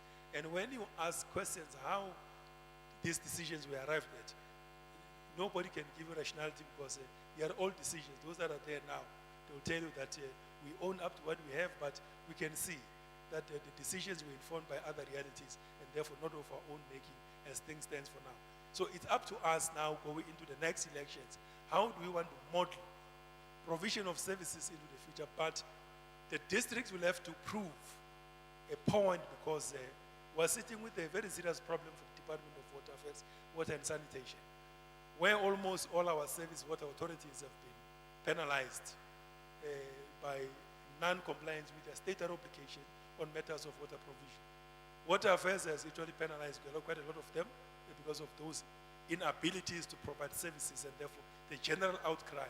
So there is a philosophical understanding that if you decentralize functions to locals, maybe delivery of services will be much quicker because it is much closer. But you agree on how you elevate some of the functions. For instance, where there might be a need for a pipeline that cuts across a number of municipalities. If it's a bigger scheme, that scheme might need the district to manage because it will go through a number of municipalities. And therefore, one small local municipality might not run a regional bulk water supply that runs around a number of municipalities within the same district. So we may have to come back, Chair, and I suppose that you need to make a concrete proposal to your executive council through the MEC so that this discussion can be reignited and see what could be the balance of probabilities of stabilizing the system as we move into the next round of elections, where ourselves together with water and sanitation, we might come back to the province and treasury and have a proper discussion on how do we rationalize this matter going forward. The issue of concurrence, it's not a Northwest concern that I'm hearing. I think where I've been to since I started with the outreach, provincial SALGA structures are very pronounced on this matter. But we were told that part of the reason why National Department decided to basically go for the issue of concurrence was to limit or to constrain certain things that were happening in provinces and municipalities, which were very wrong. Many unqualified people were appointed. Many officials who do not have the necessary qualifications, skills, and experience were appointed based on other reasons, which I think might be well known to yourselves. You are activists, you are leaders, you come from different systems. You know those realities. Now, to minimize their negative impact on the efficiency and capacity of municipalities, government had to go extra mile to constrain that. And part of constraining it was to create this, a system so that no municipality anymore, based on other influences, it can take a decision to appoint a wrong official. Because you must get a concurrence, an agreement of the MEC, not only the MEC, it must end up with us. I have already approved quite a number of them and rejected some number of them, which were basically, even now, some colleagues were still taking chances hoping that now because Masimula is there, he happen to come from us, he'll be sympathetic. We read, we don't just sign, we read these things and realize this person doesn't qualify. How could a municipality intend to appoint someone who is not capable from qualifications, from experience? And yet the system is basically on its knees. We're struggling, all of us, to resuscitate it, bring it back to life, breathe life back into the areas where there are difficulties. So my conviction is that, Chair, it's not a matter that you can easily change the rules now. It is up to local government. Some colleagues argue that we are over-regulated. You know, the reason why there is over-regulation, in my view, is precisely because of lack of confidence. Many wrong things probably are happening, and therefore they must be constrained. But once you demonstrate that you don't need to be policed, you don't need to be regulated, you can on your own, as municipalities, as a sector, take decisions that are very much responsible in the interest of professionalization of local government. I'm quite certain that all these matters will be relaxed. For now, it's just a measure of intervention, not meant to be like that forever into the future. Until once we are sure that all of us are more than very clear about these matters, we can come back and say, does it still serve a purpose? Because this coming past 5 years or 10 years, local government as a sector has demonstrated that it is more than ready to run its own affairs, and therefore what? This policy, that regulation becomes obsolete and therefore irrelevant going forward. So professionalization of the system is extremely important, because we need officials with capacity, officials with qualifications, officials with experience and expertise to run the affairs of our own municipalities. At the moment, even some of our metropolitan municipalities are struggling. They've got difficulties. I won't mention their names. We're intervening, we're engaging with them because we are very unhappy about how certain things are happening where we thought that the levels of experience and expertise is at an advanced stage. But you find that problems that are beginning to creep or emerge are similar to the general problems that are found even in municipalities that are struggling in terms of capacity in the administration. And therefore, all these matters put together, they will basically demand of the provincial and national government to basically be there on the ground and babysit the system. But once you can demonstrate that you are more than ready, you have outgrown all these matters, I'm sure that everything will be relaxed. I think those were just general comments, Chair. They may not necessarily be resolved, but very refreshing, and I'm quite helpful, and I'm happy because I would be very worried if I had left this meeting without getting a package, a food for thought of matters that are troubling the province, so that they become work in progress as we move forward. Kia leboha. No, thank you very much. Can we give a quality clap?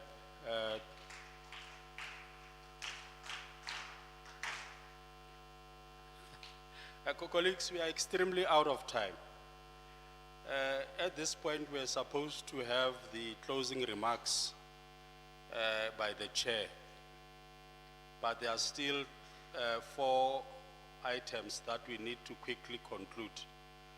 We will then call upon Advocate Lance Jewel to ascend to take the 2 presentations. The one dealing with proposed amendments to local government and the annual financial report. And then we will then skip a tea break and proceed with SALGA organizational report, the declaration, and then accord the chair to deal with the closing remarks. That is the order of how we'll proceed from this point. So we will then allow Lance Jewel to come and proceed with the 2 presentations.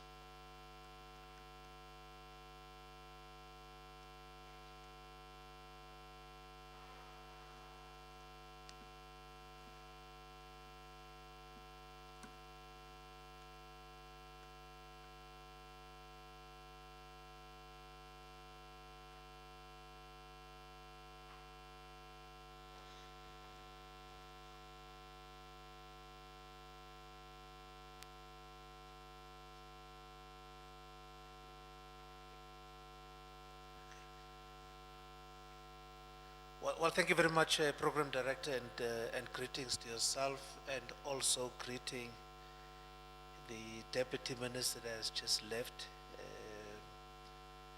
dear Masemola, and the PEC of SALGA is led by the Chairperson, Councillor Molifi, all of the executive mayors, speakers, whips of council, MMCs, and municipal managers that are present, and the SALGA team. I have become used to rushing through things, but hoping you will at least take away some of the essence of what we wanted to communicate. I want to check how we are going to do it. Will you change the slides for me, or okay, you can change. So the item on the agenda is to walk the PMA through proposed amendments to key legislation, and there are two current pieces of legislation from the Department of Cooperative Governance that are being processed. The first of that, which was issued in May this year, is called the General Laws Amendment Bill, and it attempts to make amendments to the Structures Act, the Systems Act, as well as the Property Rights Act. As SALGA, we had gone through an exercise of a national consultation with sessions in each of the provinces, and emerged from that with a consolidated set of proposals that went to the National Working Group and then signed off by the NEC. What we also did was we presented this to the Joint Council of Mayors and Speakers meeting held in August. At this point, the department had elected, well, at least the new administration, the 7th administration has elected not to proceed with this bill at this stage. And the reason for that is that, as the Deputy Minister had mentioned, there is a process to review the white paper on local government. And it wouldn't make sense to want to process these amendments and then come back with further amendments that will emerge from the review of the white paper. So at this point, we are putting a pause to this process, and probably a year from now, this process will be reinitiated, because there is a deadline of October 2025 to have developed a revised white paper on local government. So I'm not going to talk to this.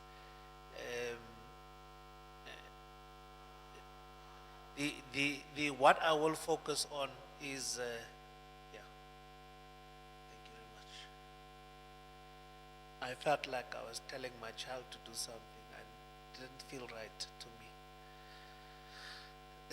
So what we will talk about is what is currently still in the system for consideration.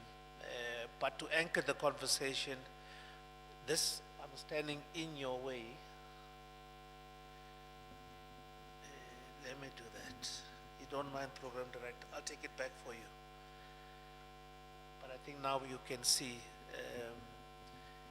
This is the picture. I think we would have been exposed to this slide in one way or the other. But this is the picture of the coalitions from where we first had democratic local government elections in December 2000 up to the final one in November 2021. And what you would see is that with each of those elections, we had coalition outcomes. So since 2000, we have had, in fact, the first local government elections gave us 29 coalitions. So they've been there consistently. In the Northwest Province, you would note that you had your first coalition in 2016, which was also sustained in the 2021, but with an additional 3 municipalities. So it shows us that whilst coalitions have been with us, there have been no attempt made to regulate coalitions. We only started that work towards the end of the 2016 term, when we realized that, in particular with the metros being affected, that it's a huge difficulty that we have not regulated in the past, and as such proposals started being made. So what is obviously concerning is that when you look at the last two columns, it's an attempt to reflect on stable versus unstable coalitions. Now, I should be upfront and indicate, when we talk about stable, we talk about political stability, meaning that council is able to meet regularly as is required and execute the responsibilities as are required. Anything outside of that is seen as unstable. So in the northwest of the four, two are unstable, two are stable, based on that simple definition of stable versus unstable. But you can also see across the country that, comparatively speaking, most coalition governed municipalities are stable. The ones that are unstable are in the minority. However, they are your biggest city centers, where a large number of the population reside, as will appear from the next slide. And this is the difficulty that we would want to address by coming up with measures to specifically directed at the weaknesses that crept into the system. This slide is a slide that tells us, firstly, three things. Firstly, that a majority of the population of the country resides in only 17 municipalities. So of the 257 municipalities, 240 have less than half of the population, 17 have more than half of the population. And if you unpack those 17 municipalities, to which you will find Rustenburg is one of them, which is in your particular province. 9 of those 17 municipalities are coalition governed municipalities, and they have a third of the population. So just looking at coalition governed municipalities, a third of them are residing in coalition governed municipalities, third of the population. Meaning that if we address weaknesses of coalitions where there's instability, a third of the population is positively affected. If we don't do that, a third of the population is on a single basis only, on instability, is negatively affected. So Rustenburg is one of those municipalities, but at least on our stable versus unstable, it's been classified as a stable, at least for now, stable municipality. So we as SALGA have made 3 different proposals to address the weaknesses within coalition government. The first is an immediate response, and our proposal is the adoption by political parties of the SALGA coalitions framework that we had developed prior to the 2021 elections, and it will be an immediate solution. We have done the work, desktop work, and if municipalities, in particularly those unstable municipalities, coalition government municipalities, implement what is directed in the coalitions framework, it will convert the unstable to stable municipalities. The second proposal we had made, which is more of a short to medium term solution, is creating political inclusivity. We have seen that where you create political inclusivity, you are likely to introduce a bit more stability. And not that we would want to, program director referred to the GNQ as an example, but it's typically that it's creating political inclusivity so that it introduces a bit more stability. It is not unchallenged. It is not a solution to all of the evil, but at least we have seen that where there is political inclusivity, there is a bit more stability. And that proposal was to amend the Section 12 notices for the unstable municipalities to create political inclusivity by moving from a mayoral executive system to a collective executive system, meaning moving from an executive mayor who appoints a MACO of his or her discretion to a mayor with an executive committee that is not appointed but comes from the respective parties that would have garnered sufficient seats on council as per the formula that would apply. So immediately you remove the discretion and create a bit more stability through political party representation in that exco and therefore executive decision making.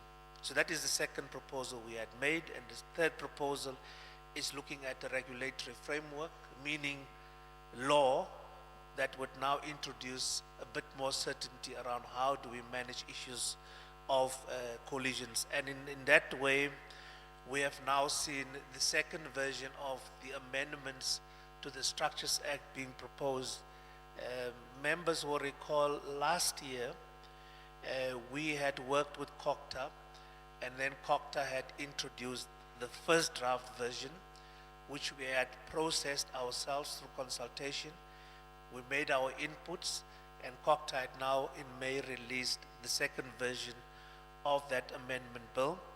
And it's relatively better than the first version and already encapsulates the issues that SALGA had raised a year back already. So I'm going to quickly walk through, Program Director, what are some of the key elements. I will steer away from what I think is not critically important to reflect on. Firstly, and probably more importantly, around creating political inclusivity, there's a proposed amendment to Section 12A of the Structures Act by where no political party has a majority seats in council, that particular municipality should be classified as a collective executive municipality. So we remove the mayoral executive system for such a municipality and create a collective executive system. And that is exactly what is being proposed. And there is a proposal that must happen within 30 days. So there's a 30-day period that would be given to the MEC to amend a municipality's status in terms of the system it uses from mayoral executive to collective executive. As SALGA, we support this. However, based on the data that is before us that shows that a majority of coalition government municipalities are stable, we are proposing not a one-size-fits-all, but using a hybrid model where we allow stable municipalities to continue with the system that exists, but that those that are unstable should be converted, so that this instability is not followed by instability. That is what we would want to avoid, and also creating a shock in the system. So that is the counter proposal. Whilst we support the principle, we are making a proposal of using a hybrid model. The second one, and quite interestingly, I spoke to a mayor just before we started today about this one. This is an amendment proposed to Section 40, and what it does two things. Well, you can add a third one. The first one, it is a proposal that any motion to remove a mayor, a speaker, a whip of council must be by resolution by show of hands. So no hiding behind a secret ballot. So that's the first proposal. It's by show of hands. So you must be bold enough and show who you are. So that's the first proposal. The second proposal linked to that is that such a mayor, mayor, speaker, whip of council, may only be removed if they have served 2 years already. So within the first 2 years, they can't be removed. While there is a third part linked to the second part, there's an exception made that where there has been a serious violation of the Constitution or any law by the mayor, speaker, or whip of council, or there's been serious misconduct, or they are unable, everyone can see it, they're unable to perform their functions, they may be removed within that 2 years. So it's not a blanket you can't remove. There's an exception where there's merit, and the merit is detailed on the 3 sub-bullet points. As SALGA, we support, based on the consultation we have driven across the country, there's support for this provision. We do believe it's going to introduce a bit more stability, and that the same would apply for all of the other office bearers that are elected. We have made one addition, is that we feel that the inability to perform the functions is a bit light. It can be misinterpreted, and we are saying that we must refer to legislated and or delegated functions. So the inability to perform legislative functions or the inability to perform delegated functions, because then there's certainty what those functions are. So that is the second proposal that I would focus on. The third one is really to ensure that there's a manner in which the coalition agreements could firstly be introduced. So now there's a proposal that there must be a coalition agreement, and it must be binding, and that agreement must be made public. Not consultation, but it must be known that this is the agreement we have entered into as the coalition partners. And then the second part of it is that the minister will then regulate what could be in that coalition agreement. General support across the country, except the Western Cape, had expressed concerns about the authority given to the minister, but to issue regulations, but in essence, general agreement across the country. The fourth proposal is something that has been mooted for a very long time, but now being formalized through a proposed amendment to the schedule. Currently, we do not have any threshold for acquiring a seat on council. Now there is a proposal that in order to receive, well, get a seat on council, you must at least meet a threshold of 1% of the votes. The direct impact of this is that it will reduce the number of political parties that have seats. The reality is that we have certainly seen that smaller parties, 1 seat, 2 seat, 3 seat parties are the biggest winners on coalitions. And the idea is not to get them out of the system. The idea is to reduce the instability that comes with having too many small parties. Also, the larger number of parties you have in a coalition is also difficult to sustain a coalition, because all you have is one party exiting, coalition, one party with 1 seat exits, coalition collapses. And that 1 seat just walks around the corner to the other side and form a new coalition and comes as the biggest winner in that coalition. So that is being managed through the introduction of this threshold. The last one is just reaffirming to remove the secret ballot by amending Schedule 3 and introducing the show of hands as a means of voting during the election and or removal of a mayor, speaker, or a whip of council. The others are just additional proposals we have made. Firstly, the 14 days for coalition government municipalities is too short. There's a proposal to extend that to 30 days, up to 30 days, meaning if you finish on day 17 or even on day 13, you are able to convene your meeting much sooner than the 30 days.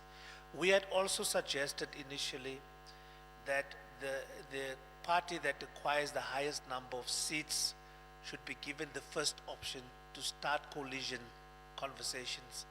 But as we consulted across the country, it emerged that, so we are told, we don't know, that coalition discussions are not discussions that are known to the public or in the public domain.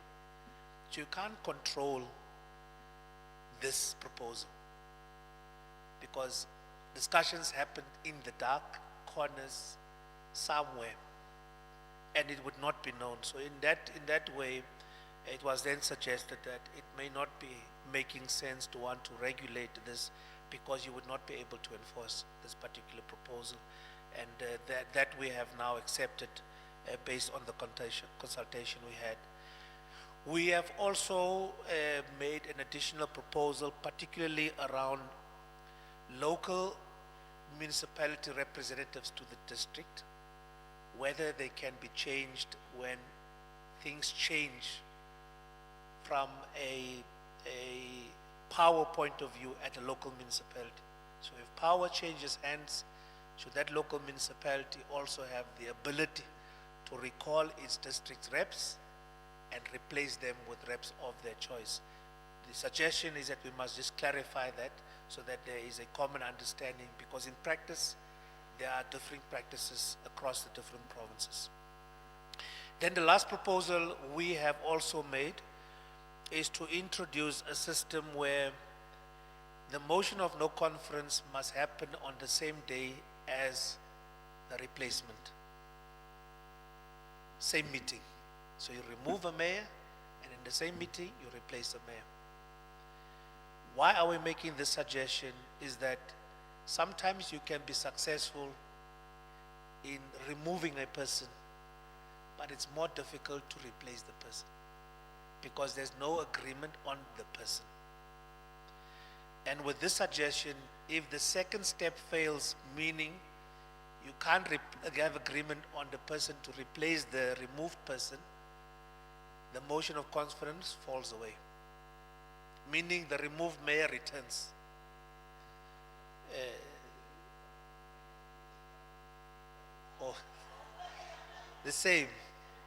The same would apply for the speaker and the whip of council. We believe that having this particular model will make those who bring frivolous motions of no conference, it will discourage them, because you may win part one, but you may not win part two, and therefore you would be discouraged by bringing a motion of no conference. So council can focus on the work that it should be doing.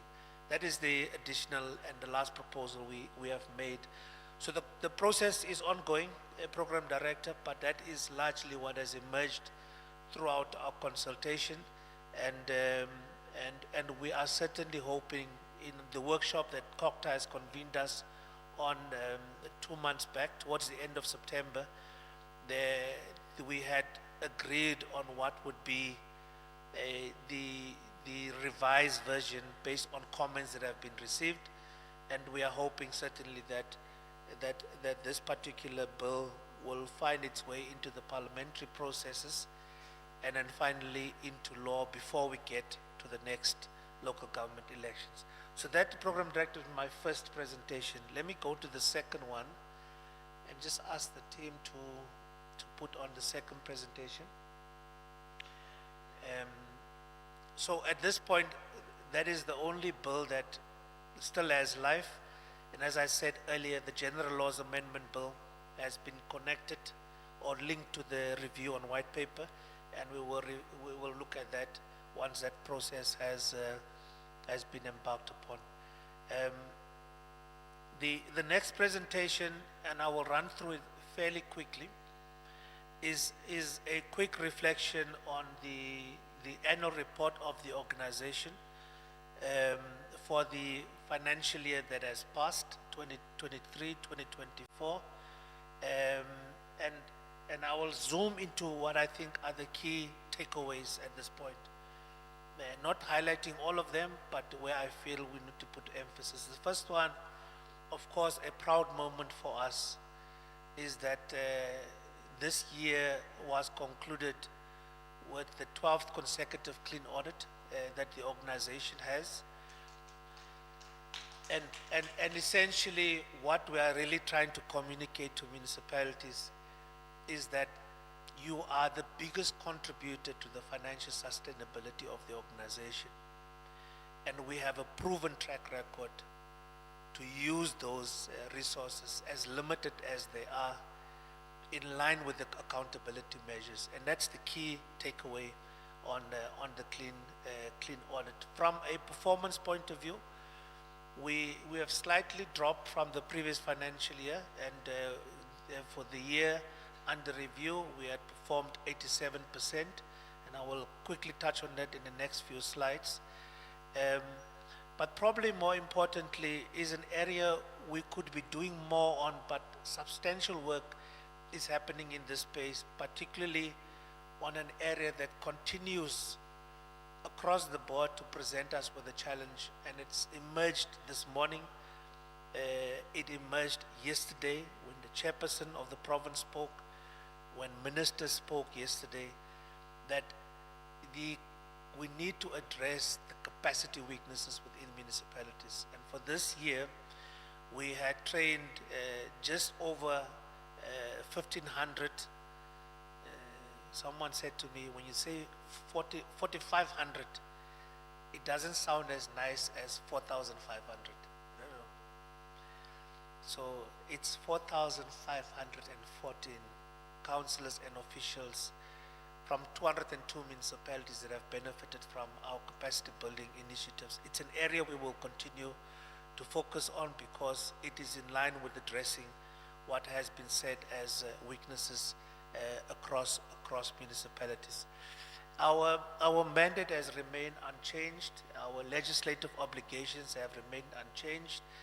The direction has been given to us around the 5-year plan that we have as an organization, focusing on these 6 outcomes, and in this year we did the same by continuing to focus on those. This is just a reflection so that we are not appearing as being dishonest. We do acknowledge that in the previous financial year we had performed exceptionally well because we were 2% short of 100%, and we dropped slightly in this year, but there are fairly good reasons why we could not emerge with the crown as we would want to, closer to 100% if not 100%. So that is just a comparative analysis focusing on the 6 outcomes and how we have done against those for the 2 previous financial years. I think these are just repetitive, and I will move on from those. When we look at the current year's performance plan, what we are focusing on, these are just numbers comparatively speaking on the respective targets for the last 3 years. This is just a breakdown across the outcomes that we have, the 6, the mandate we have that has remained unchanged, the 5 programs we have driven in executing the targets, and how we internally have spread the execution of those targets.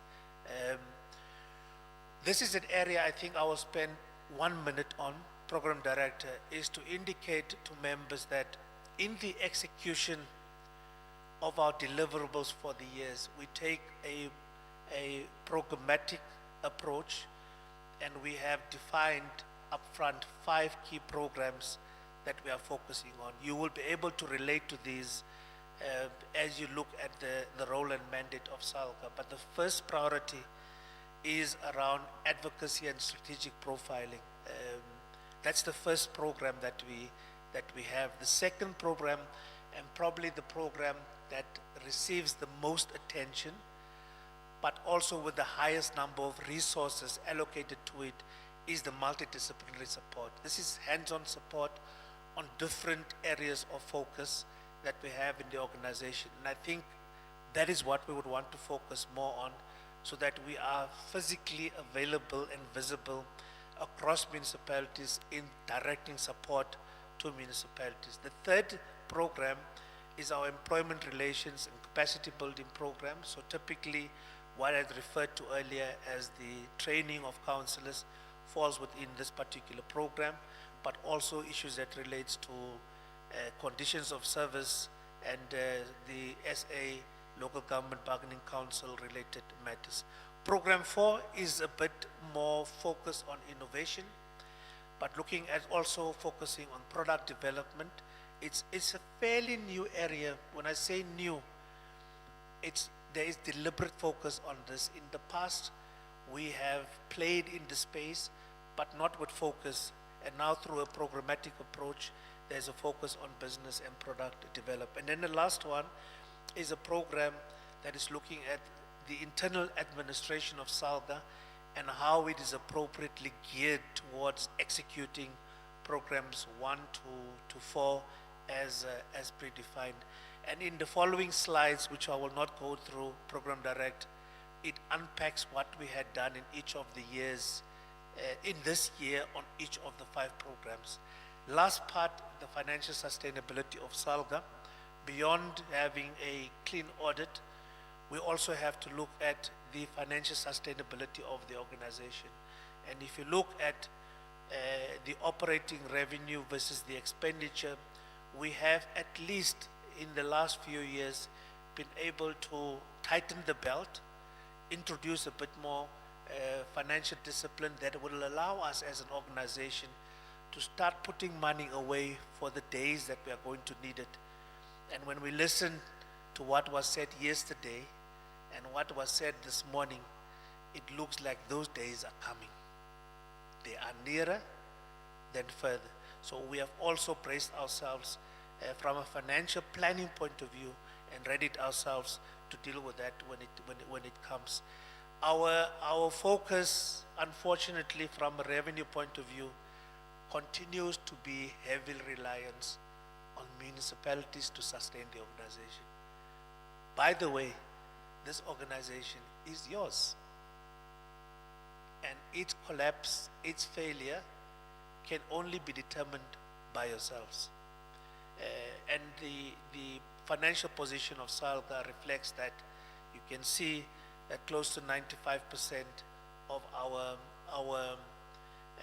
revenue is from yourselves, and we will continue to rely on you to sustain the organization financially. Of course, there's a small contribution, comparatively speaking, to what municipalities give us from the national fiscus through a grant from COCTA.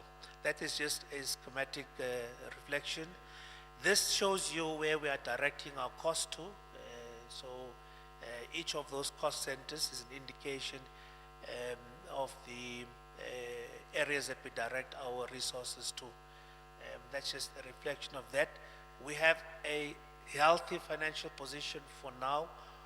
Touch wood, hoping we will sustain that, not only in the immediate future, but in the long term as well.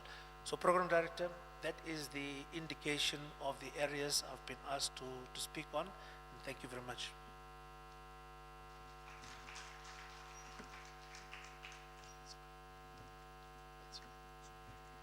No, thank you very much, Advocate Lance Jewel, for the 2 presentations. I take it that for the first one, as correctly indicated, it's a work in progress with regards to the proposed amendments. And the second one dealt with the annual financial report and your draft 2025-26 annual performance plans. So we should by now be attending to the adoption of the previous PMA minutes, but it's safe to indicate that the minutes of the Freiburg PMA have been delegated to the PEC and were tabled at the PEC for noting.